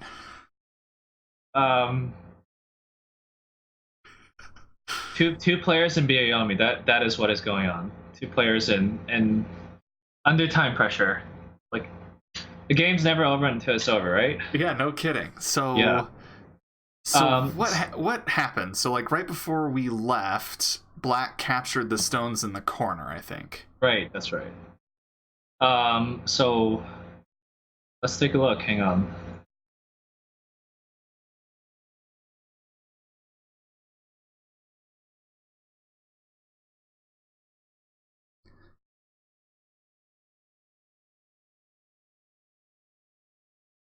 So Black went for this aggressive move, and maybe this was just too much. I'm not sure what Lisy was thinking here, but I suspect maybe he was worried about his corner because these two stones are just not that big. Like they're just not. So he was worried that there was some Tsuji or something in the corner. I think that must have been the case because now this entire group is like unsettled.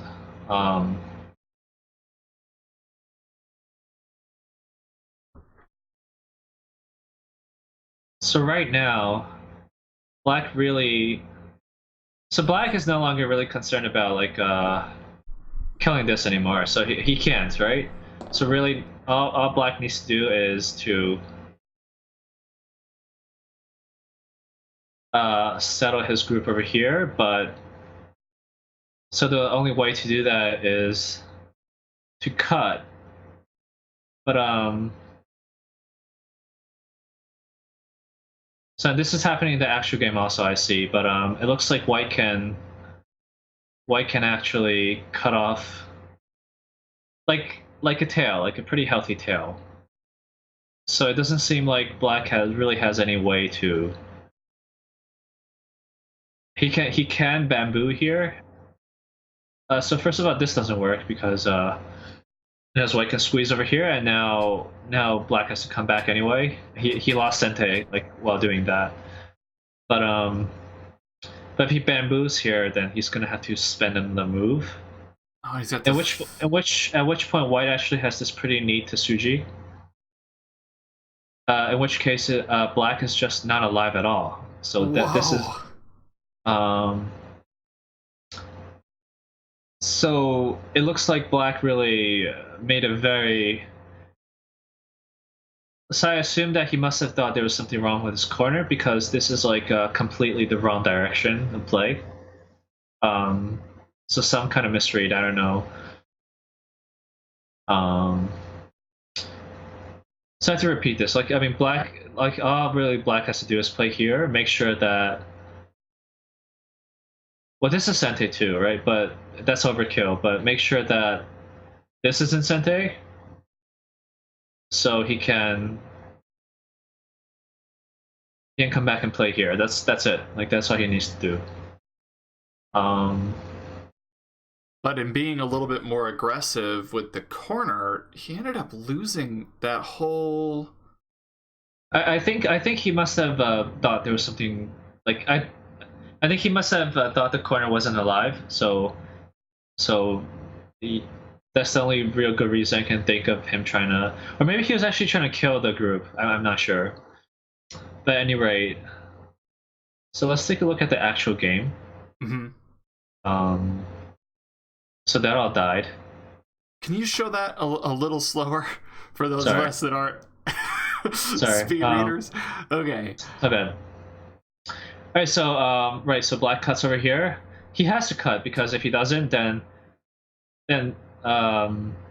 this entire group is in danger. Like he has to cut here. But if he does cut, then White's gonna end up like killing like the tail. Like there's no way around that. So now the good thing going for Black is if he does manage to get a move in here, then White might have to like capture black like by filling in some liberties. So Okay. that's some point. So maybe like this capture is not like as big as it looks, but if white does get to play here, then that territory is just as big as it looks. Like so that's a major win for white. Like in this area. Mm-hmm. Let me see. So that might have been a time Suji. This cut just wastes code threats, I think, in my opinion. So. Well, Eric is on his last period here, so Pavel has 2 periods, and Eric's down to his last one, so we can expect to see a few time Sujis. Got it. Well, I hope he doesn't lose on time, because that would be very poetic. Like, But okay, so this is where the actual game is at, right? So right now, like everything is stabilized. So black is alive everywhere, white is alive everywhere. There's nowhere to fight. So we should do a count. Okay. And yeah. I guess I could count out loud. I mean, like. Yeah, and if you want, you can draw the numbers on the different areas where you're. Okay. 5, 7, 9, 11. 19. That's 23. Were these captures? I think they were, right? Yeah, those were captures. So that's like 30 points. Okay. 39, 40, 41, 42, maybe 42, 43, 44, 45, 46, 47. This is awkward to count because this is. I just give like black 55 up to now. Okay. So that's 60. 61, 62, 63, 64, 65, 66, 67.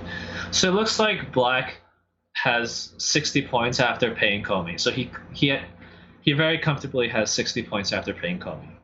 All right. So let's see what white has. So that's 8, 16, 17, 18, 19, 20. So that's not a point because that's definitely black's right. Yeah. 25. So we can say white has 25. If he blocks here, he gets more, of course. But if black plays here, then he has to fill in some. So average. Where? Oh, are you talking about F18 again? Or yeah. So that it makes a major difference who gets that. So let's say white has 25. That's 29, 28, 29, 30, 32, 35. So white doesn't have 40 points up to now. Like around 40. That's 52, 53, 54, 55, 56. So it looks pretty close. Black might be slightly ahead by a little bit. I missed the point over here. So white had a catch over there. I think white also had a catch over here. Black. So it's close. It really depends on the end game right now. It's a.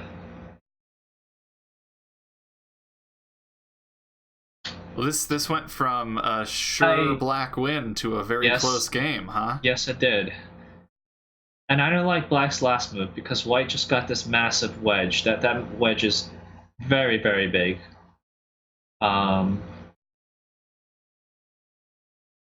So we had a question from chat. Is there a way for black to make a ko with a move like F15? No. Would white sorry. I will play it out. Sorry. So white has to do is connect. If black plays here, then white gets to connect, get to capture these 2 stones.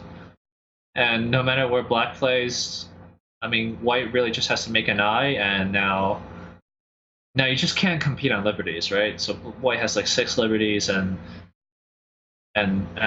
white has an eye, so you just can't compete. So eye versus no eye. The eye wins because you always have some bonus liberties. Definitely. Okay. It's not just that. White just has like more liberties. That's it. No other reason. But for that user, black can definitely play here, and although it's not immediately sente, like white's gonna have to like spend an extra move or two like capturing. So there's that's a pretty yeah. big endgame move then. It's not huge. I mean, it's not a huge difference, but in a close game, everything counts, right? Yeah, yeah, for sure. Okay. So it looks like white gained a little bit from. I think this is much bigger, or not much bigger, but I think this is bigger than this. Yeah, because black gets a Hana here, so he like lost 4 points in Sente. That's 6 points. So black would have had 4 extra points. White would have had 2 less points. Sorry, white would have had 3 less points. So that's like 7 points Sente. Plus the possibility. So that's like massive. But let me see. Right, so Eric gained a little bit here.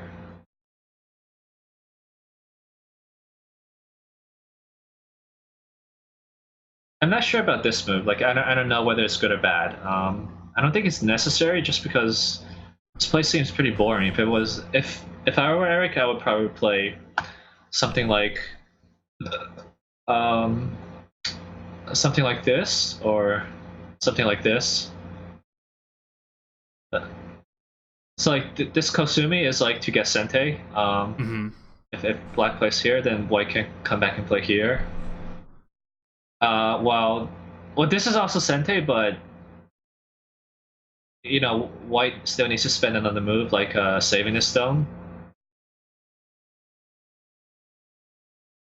It seems like white's trying to use whatever's left of the Aji for this center group here.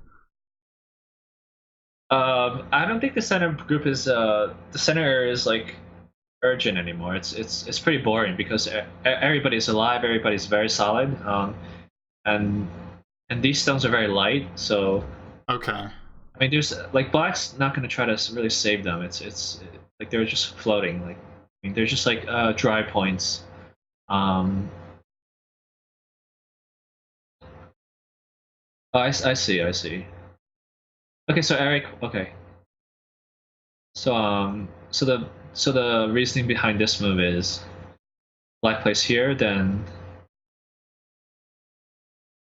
I'm guessing Eric wants to play like a forcing move like this, maybe,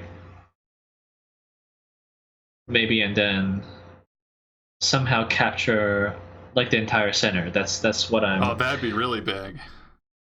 I think that's what's going through his head. I'm not sure if it works though. That's the thing. It doesn't look like it works. I mean,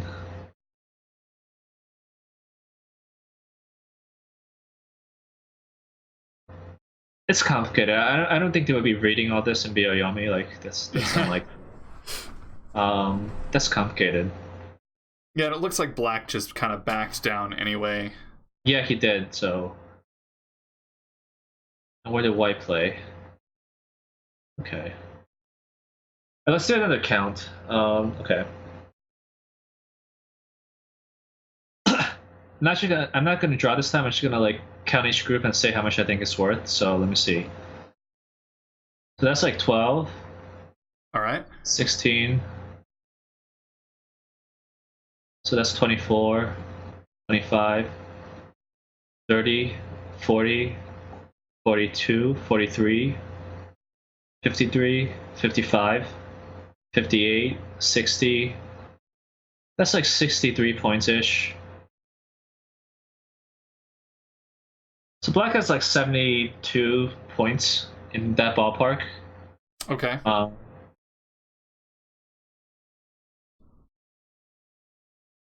12, 15. Like that's like 30, a bit more than 30. Now it's like 35 or something. So like 45, like up to now. So, and we counted this before, it was like 25. So white has like 70. What did I say black had? 72? 72. So my like very, very, very crude like count says that white is ahead by a little bit. But wait, black connects all this back. I think Eric should have. I think Eric should have played here. I think that's definitely. I think that looks. Sorry, that's not what I meant to do. Hang on. Yeah, I think that's definitely bigger than this.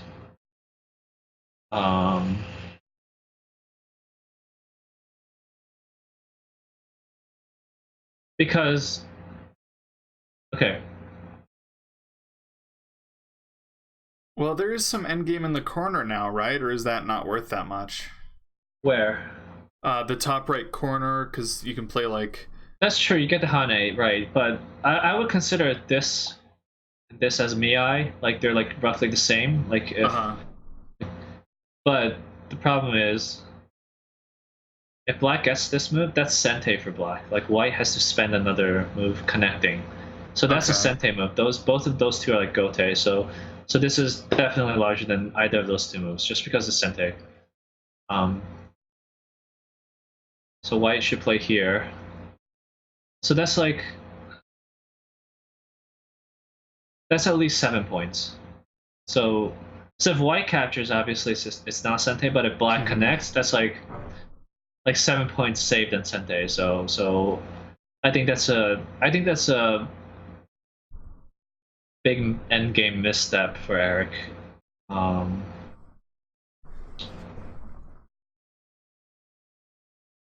Unless I see what's happening. So maybe White thinks that he can make a Ko over here. That would make a lot more sense. That would make a lot more sense. Seems like Black is trying to prevent that from happening too. But even if this Black Connect wasn't Sente, I mean it's still very large. So let's see what's happening in the actual game. So Black cuts over here. Oh, I see. All right, so now White actually has to. Wait a minute. All right, so Black cuts here, and White has to fill in the liberties of the Black group. So that's by itself a decently large endgame move, but right now Black has a weakness over here. He can be wedged, and now. So what? Now this entire group is dead. So well, Black won't connect then, right? Maybe Black makes the bamboo joint, but that doesn't seem good either. Well, Black has to connect because I mean, why else would he cut here? I mean, if he doesn't connect, then he's gonna take a certain loss. I mean, if he cuts here and he doesn't connect, then it doesn't matter where he plays. Like he's gonna lose like a lot of points in the last exchange. So, well, so he's like committed. Maybe it was a mistake and he backs out of it now. That's fair. Oh wow, that's pretty.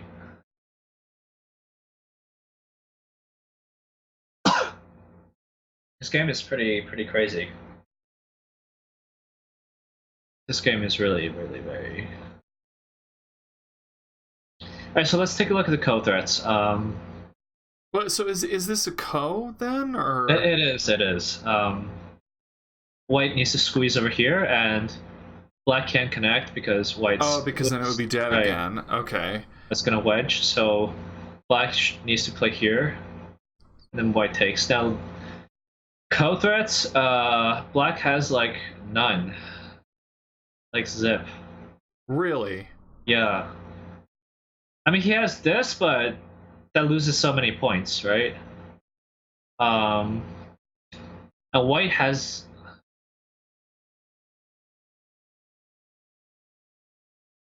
White's got at least one. So what's P19, right? What's really important is that this is not a Sente capture for Black.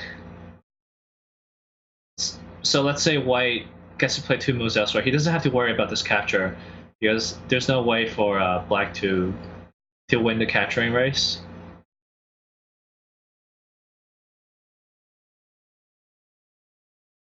Oh. So if that's it's the just case, always ahead by a liberty. So exactly. So if that's the case, then that means white has one certain code thread over here. That's a code thread no matter what black does. But if this capture was Sente, then white has no code threads left. And if it wasn't Sente, then white has at least like 5 or more, like easily. So that matters a lot. So getting this ko is pretty awesome for white. Yes, I think the game should be about over if Eric doesn't lose on time. I'm gonna put that out there. Really? Yes. This ko is just purely bad for black, huh? Yes, I don't think black has any chance of winning it. Well, so there's one. He just there. If you want to go back to the live game, yeah. So this is a ko threat. Oh, I see what's happening. That's one. Let's take a look. So black's also. It also matters if.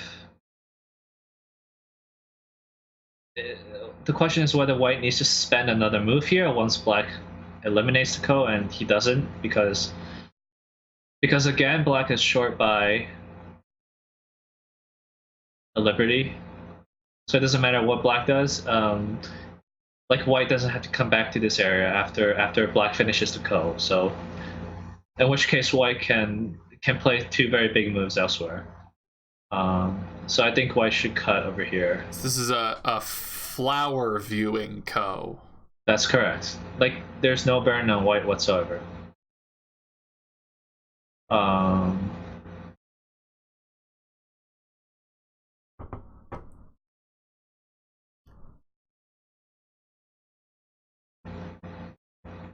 Well, there it is. He played the first one, the guaranteed one. The guaranteed one, yes, that's guaranteed.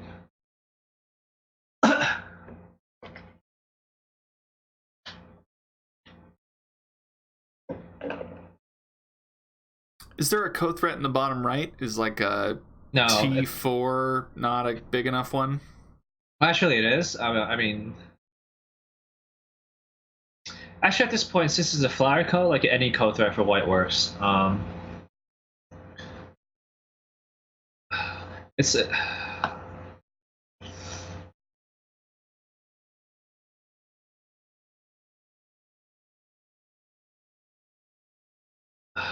I mean, black's not. Yeah, black's definitely going to answer. Oh, Yeah. So black's just going to use as much time as possible, so that way he can read all the other stuff before answering. Well, this is great. Well, for Eric, that is. It's not great for Pavol. But what an exciting game this ended up being. Crazy endgame. It has been very crazy. But let's do a quick count. Sure.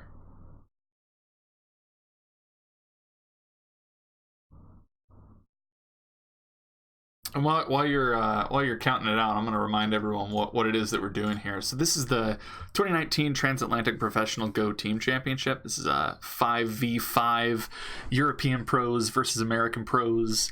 And this is game number 6. The current score is 3 for the EGF and 2 wins for the AGA. And we're trying to make this an annual event here, folks. And one of the ways that, basically, we are being supported by the American Go Association and the European Go Federation. And so if you want to support this sort of content, you want to see this tournament come back, it's real simple to support here. Either join the AGA or join your EGF member association, and that's going to be the best way to help us make this happen every year. We're definitely hoping to bring this back because it's been a lot of fun so far. So just wanted to give a shout out to our very generous sponsors who are making this tournament happen.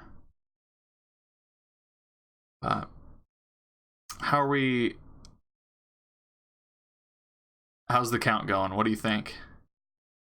It looks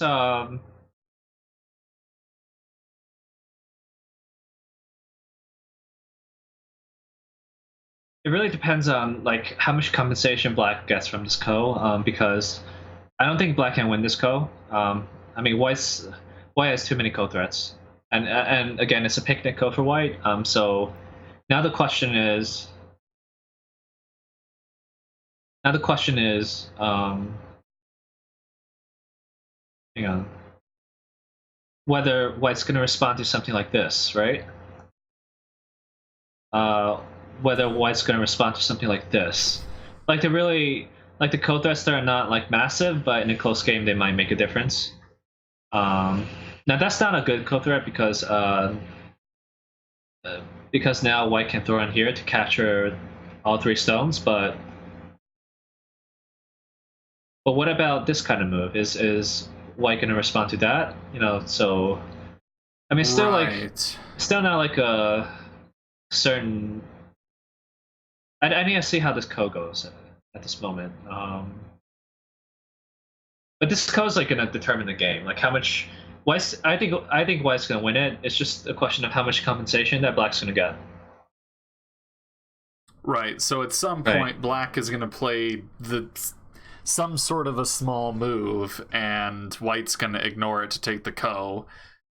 Right, a small move, of course, in comparison to like the 15. Comparison, yeah. More, yeah. Because the co itself is like almost 20 points. And it also means that, White isn't going to have to come back and capture any of this other stuff. That's, Well, no, I guess not. Well, actually, hang on. Let me take a look. Actually, wait. Actually, White doesn't have to spend any moves here, so let's see. Here, I can show you. So, if White Tanukis, then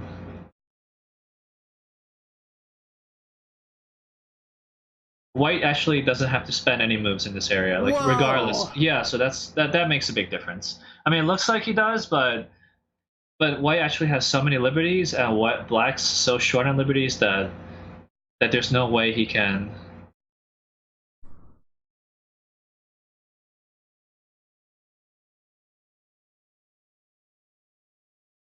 I had to like confirm that. Yeah, so it looks like White's just alive. Wow. So this code is like pretty big. It's like 20 points, like, around that. Yeah, it's like 20 points ish. So, like, even if Black gets a 5-point or a 6-point move there, this is if White wins it, it's still a net win for White. Yes. White's gonna have a net win in this area no matter what. So let me do a revised count. All right.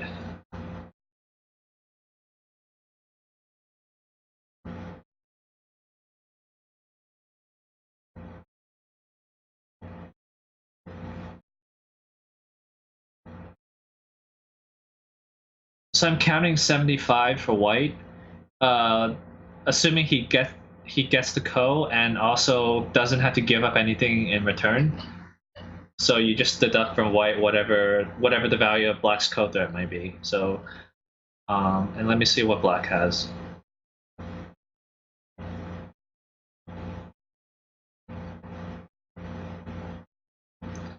So Black has like 70 points, like a little bit, like not counting the compensation that he would be getting from the co. So he needs like a co threat worth more than 10 points to win the game. Like it will have to be at least 10 points, which I don't think he can find.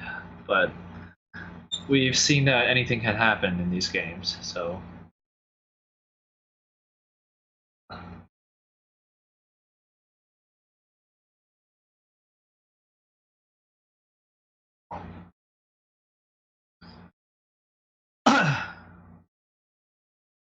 Oh man, all these threats are so good for White. Yeah, they are. It's been a 3-hour game already. That's kidding. This is a marathon, and it's crazy that it's like it got so violent and exciting in the end game here. I think this is shaping up to be the longest game in the series so far, right? Or if it maybe might be close to it. Yeah, close to it. Well, especially because honestly, it seems like there's a lot of game left. I mean, even after this code, there's a fair amount of end game points left. There's been so many trades in this game. It's just been wow. That's a huge. Hey, wow. The stones came back to life, ladies and gentlemen. Wow. Okay. How about that? That's so that will be a desperation move by Black because definitely the Ko is definitely smaller than these 5 stones. So first of all, hang on, let me get this thing going. Okay. So White gets to cut here and cut off these 2 groups, so Black needs to defend against that immediately. But in addition, if White wedges over here, then these big. 4 stones will die, right? So it's so big. Right? Yeah. So point-wise, like there's no comparison. So I'm assuming that Black is trying to somehow do something in this area. Yeah, actually no, and it's just like you said, it's gonna go with this connection over here. Yes. There's nothing with like the H14 bamboo join, is there? Oh no, because he has to play M15 first. Yes, exactly. Well, actually, let's take a look at that. Well, actually, Black can cut off these 2 stones in Sente, it looks like. I mean, it's not. And in which case, he can come back and play here. So that's. Wow, that's crazy. Okay. So in that case, maybe Black did not lose as much as I thought he did. Oh, I see. That would be huge. But he has to play this bamboo joint, I think. And he does. He there does. It is. That's crazy. Okay. Well, White might consider something really crazy, which I don't know if that's gonna work, but White might actually consider sacking the entire group for Sente and then playing here. What? If that kills the lower left, then that will definitely be a profitable trade, but there's no way, right? Because like what?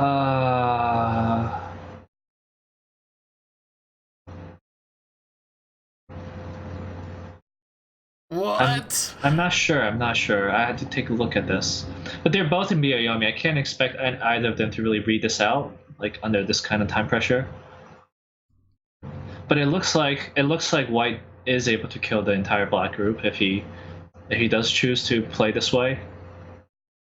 But he got rid of one of his outside liberties. Yeah, it looks like So it looks like he's not going to play this way. Oh wait, okay. It looks like he is going to save them. Yeah, that's right. That's actually the kind of thing that like I sometimes forget, like this kind of like attention to detail, like Q16. Like some players might just like be like, oh, I have to make life and just make 2 eyes immediately, but this kind of like Q16 move is the type of move that can determine games. Like it's very important. Yeah. There's a saying for like force before defending. That is exactly the case. Yeah. Come on, this game is crazy. So Black is gonna force White to capture all the stones, and he's gonna get the 2 stones in the center. In Sente, so he can come back and save those 4 stones. So we could just play this entire game out, like what it might look like. Oops, no. Does that throw-in make a difference? Oh no, it's the same thing. So this is what the game is going to look like.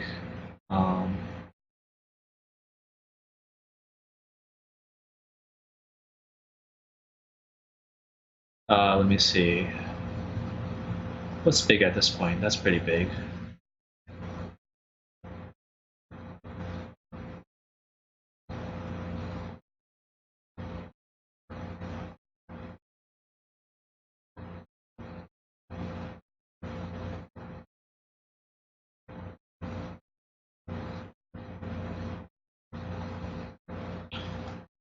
So let me do a quick count.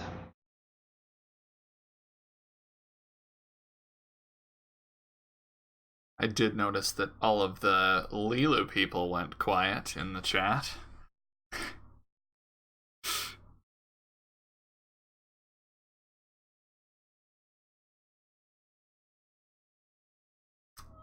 Yeah. Hang on. Chill Snow, Andy is counting the game right now, so just give it a second and we'll have an answer for you.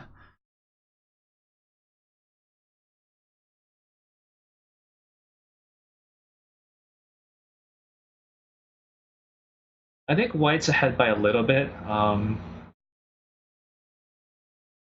just recounting just to make sure.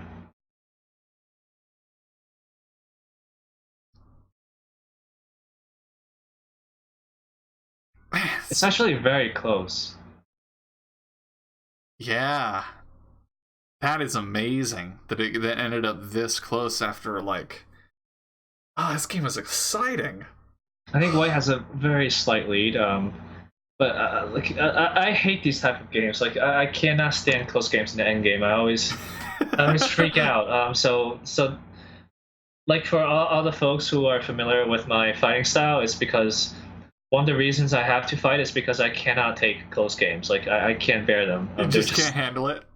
Like you can try so hard, like spend every move reading, like going down to your last video, I mean, I can still lose the game. Like I just like that kind of mental like investment, like and just to lose by like half a point is. So I just try to fight as much as I can and take an upper hand in the opening. How do you think about Eric's style? Do you think he minds playing it out that way? He's definitely more able to play close games than me, but I don't think anybody could like possibly like them, except for like top Asian pros. They're very trained, like, and they're very good at these kind of like long stretched out games. Like they could like they're very good at being down in their last Byoyomi and just hitting the clock at the last second, like every single time. It doesn't matter like whether Just it's in like used to a very like chaotic fight or whatever. They have incredible time management and they're not afraid of like half point games, or if they are, they don't show it at least. So well, and they just practice these long games with the tight ending from like early childhood. So yes, for sure. They really do practice more than you can imagine. Yeah, that's what I've heard. All right, so it looks like the game is pretty much going as like the diagram I just played. So we'll see if. Yeah. Well, how about we let the players play out some of the end game here, and then we'll just take a couple minute break, get some water, and then we'll come back and check the score. Sounds perfect. All right, everybody, we're gonna be right back. We're gonna let the players wrap up the end game, and we'll come back and hopefully have a result for you. All right. Okay.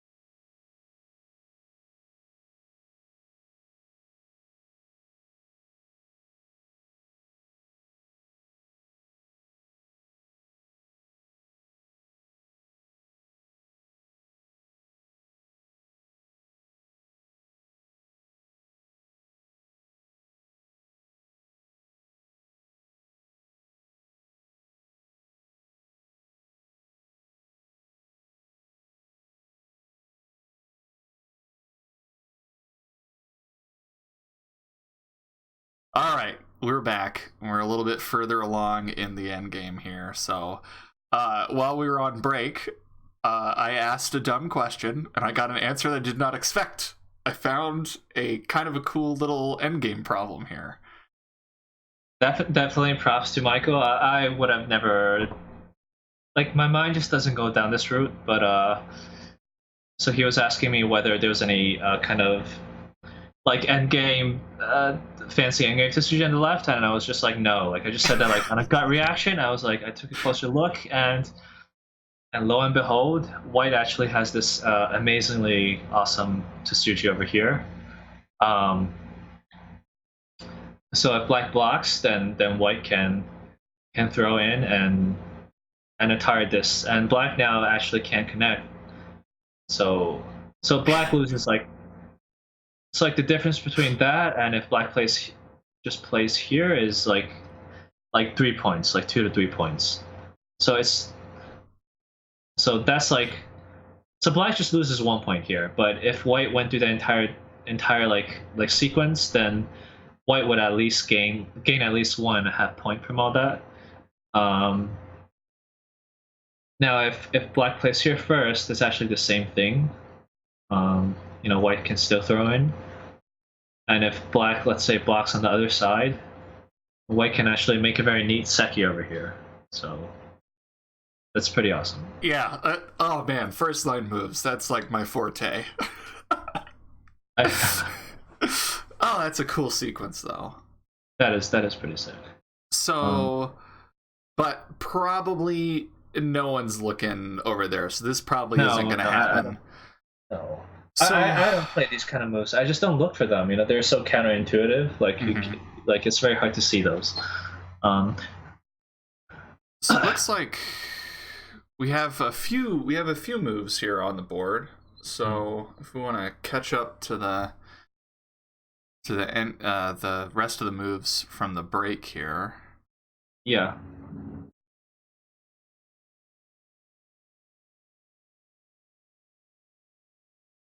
Okay.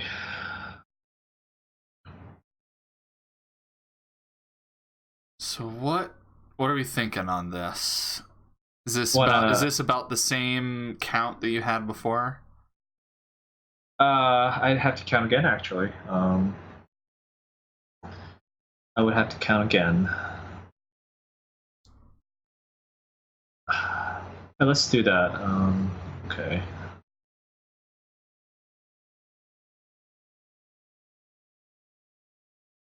So that's like Sente for Black. Okay.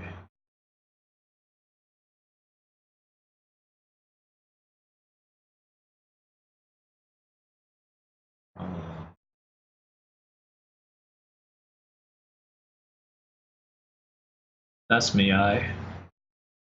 That's the biggest move. Oops, no.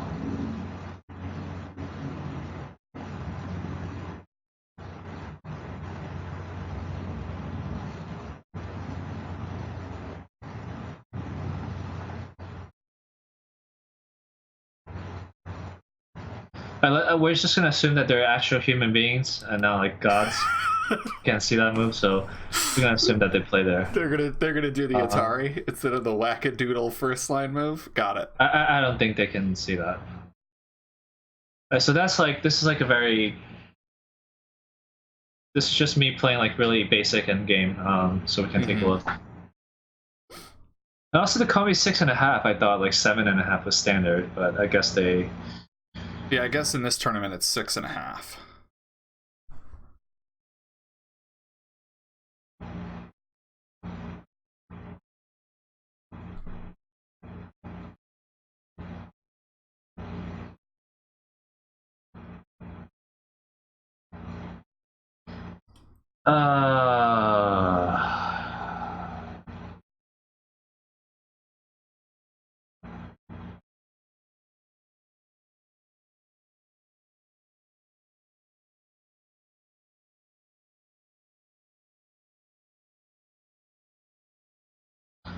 I'm getting a Black win actually by 1.5 point. 1.5 points. Yes. So I'm pretty sure White was leading, but some of the major endgame, some differences between my like ideal diagram and the actual game were. First of all, I don't know what this move is. Well, actually, I do. Well, that's. So White lost a lot here because White must have thought he was leading and he backed down. He was afraid of like this Ko. Yeah, can so you he just lost. throw in there or something? He lost a lot here. He lost at least like 1.5, maybe 2 points. I don't know how much he lost. He just lost over here. Like it's unnecessary. But I guess Eric must have counted the Ko threats. So, so he lost some here.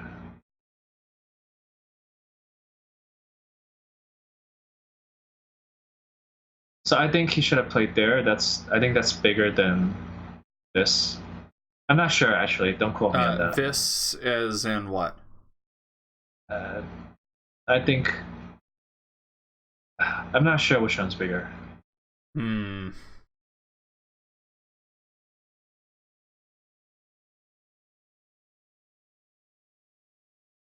But right now I'm getting a black win. So still just an impressively close game here. But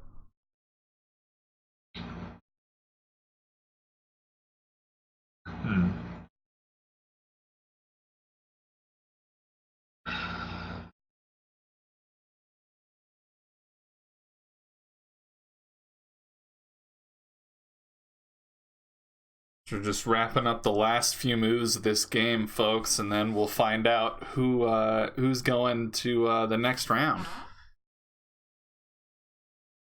Hey, Hajin's chiming in over here, and she says it seems like a half-point game to her. Really?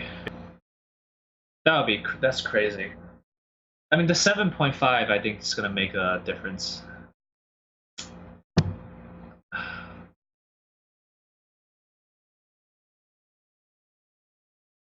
Maybe he'll find the little 1 point move on the left through some miracle.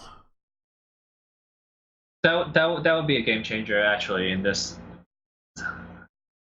Well, it's good that the players cannot hear what you're saying. Yeah, so, right. Right.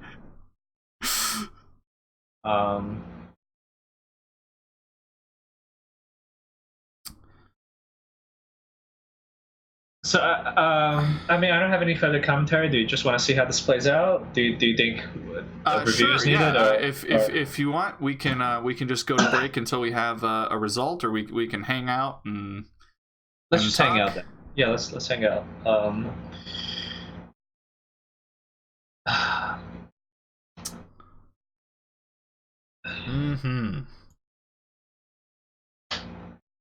I'm pretty sure the lead up for this game changed like 3 or 4 times during over the course.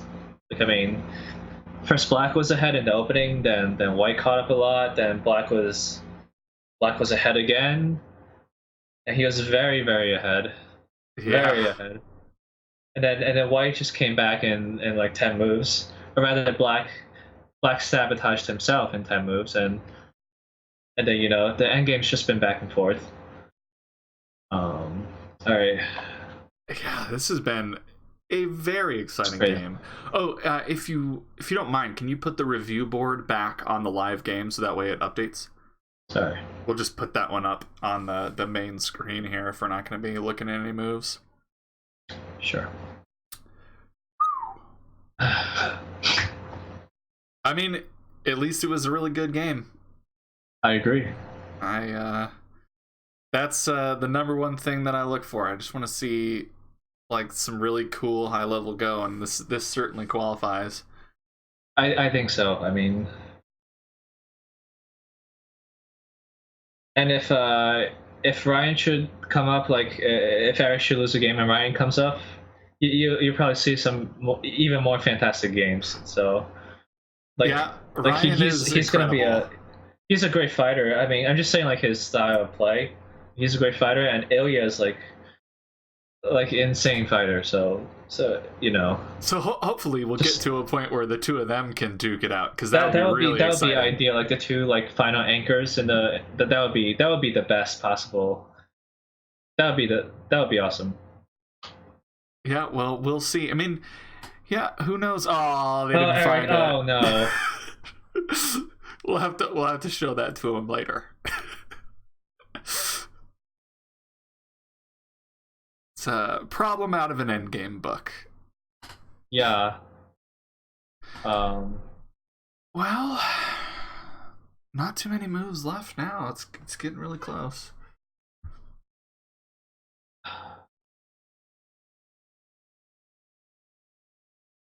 What are the people in the chat saying? Actually, I'm looking. I might just. So Hajin says it's a half pointer. Yeah, she says it's a half pointer. Now she doesn't say for who, but she does say it's a half pointer.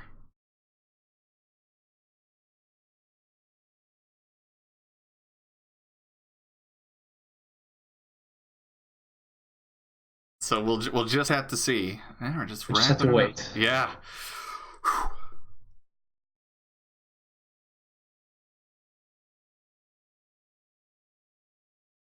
Just a few moves left here, folks. So, and we'll find out who goes to game number 7. And just so you guys know, game 7 is actually going to be on June 30th. We're taking a couple of weeks off. But yeah, after the game here, we'll know who the next players are going to be. We'll be able to announce the next round. But yeah, it'll be on June 30th. We'll be back here, same channel, same time. We're not exactly sure who's doing the commentary yet, but hopefully we'll be able to bring on some new faces for you guys. We're trying to get as many people involved as we can. We got a huge Go community out there. Actually, there's like a long list of people that we gotta thank for this stream. So like our graphics department with Steven and our Miyake, who had done all the graphics and the layout and stuff, and then our tournament directors Hajin Lee and Natalia Kovaleva. Then the logo design, this like cool little Transatlantic logo that you see is Maria Chaplina. And then obviously we got to thank the server. We just switched to OGS, and it's been really good to use so far. And we have a lot of people watching the game live on there. Obviously, it's been working great for us for commentary wise. So we're glad that they're helping us out with that. Yeah, this is a big production, folks, and if you want to help out, like I was saying earlier, what you should look to do is either join the American Go Association or join your European Go Federation member association. That's how you join the EGF. There is you join your local member association. But it's the support of viewers that are a part of the organization that makes this happen. So this tournament is a 10,000 euro prize pool, so this is a big one. So we're really happy to have the support of our major professional organizations on this. Yeah, 5v5, best players in North America, best players in Europe. It's been pretty exciting so far.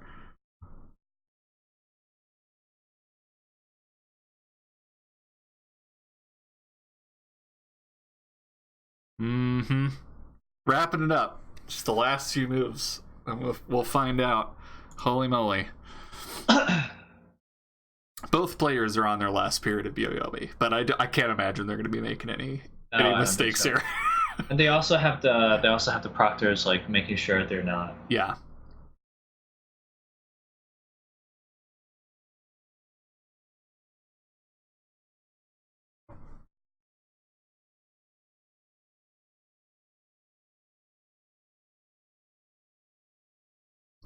And this is one of those situations where there's two co's, so both players are going to win one, and it looks like there's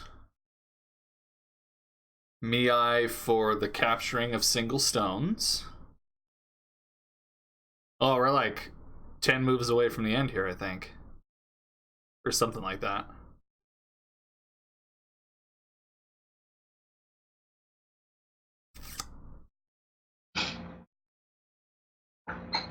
Yeah, Andy, thanks so much for providing commentary today. This is we Yeah, really sure. appreciate it. No problem.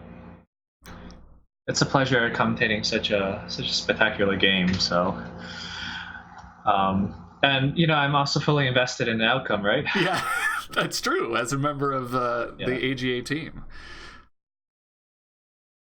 But I feel like you did a pretty good job keeping it neutral and not overtly rooting for anybody. But I understand.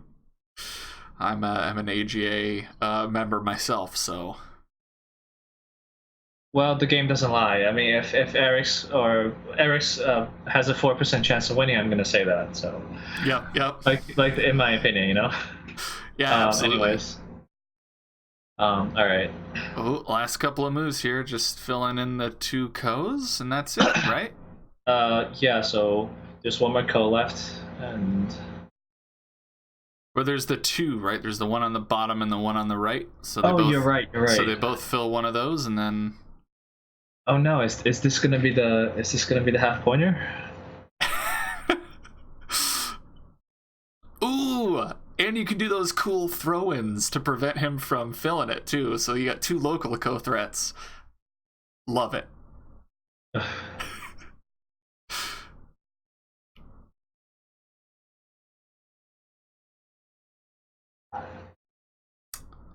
Oh. Is that a? Oh wow! It Point? might. Yeah, I think there's an attach at C2. I mean, if I'm not much mistaken, I think that works. Wait, no. I'm not sure. Oh, that would be unfortunate. Let's take a look. No, white just Tanuki, so. Okay, there must not be anything there then. Let's take a look.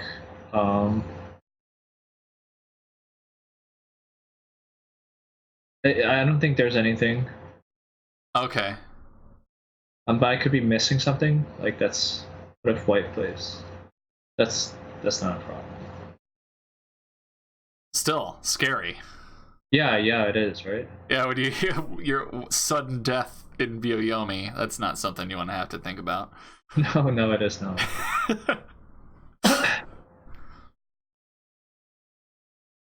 Oh, looks like that actually got played in the game. Looks like white decided to win the Ko on the right. So it looks like if you want to go back to the main line on the review board here, we'll put it up for everybody.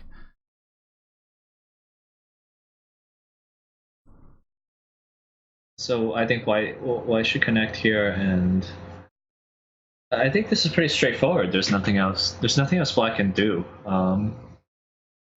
The 1 point jump thing doesn't end up like a Seki or anything? No. Like, what if he does, can you show the, what is it, A2? So instead of black doing the diagonal move, if black plays A2? Yeah, white could just play here and make 2 eyes. Okay. Or in that case, he can just prevent black from making 2 eyes. Okay, yeah. I see.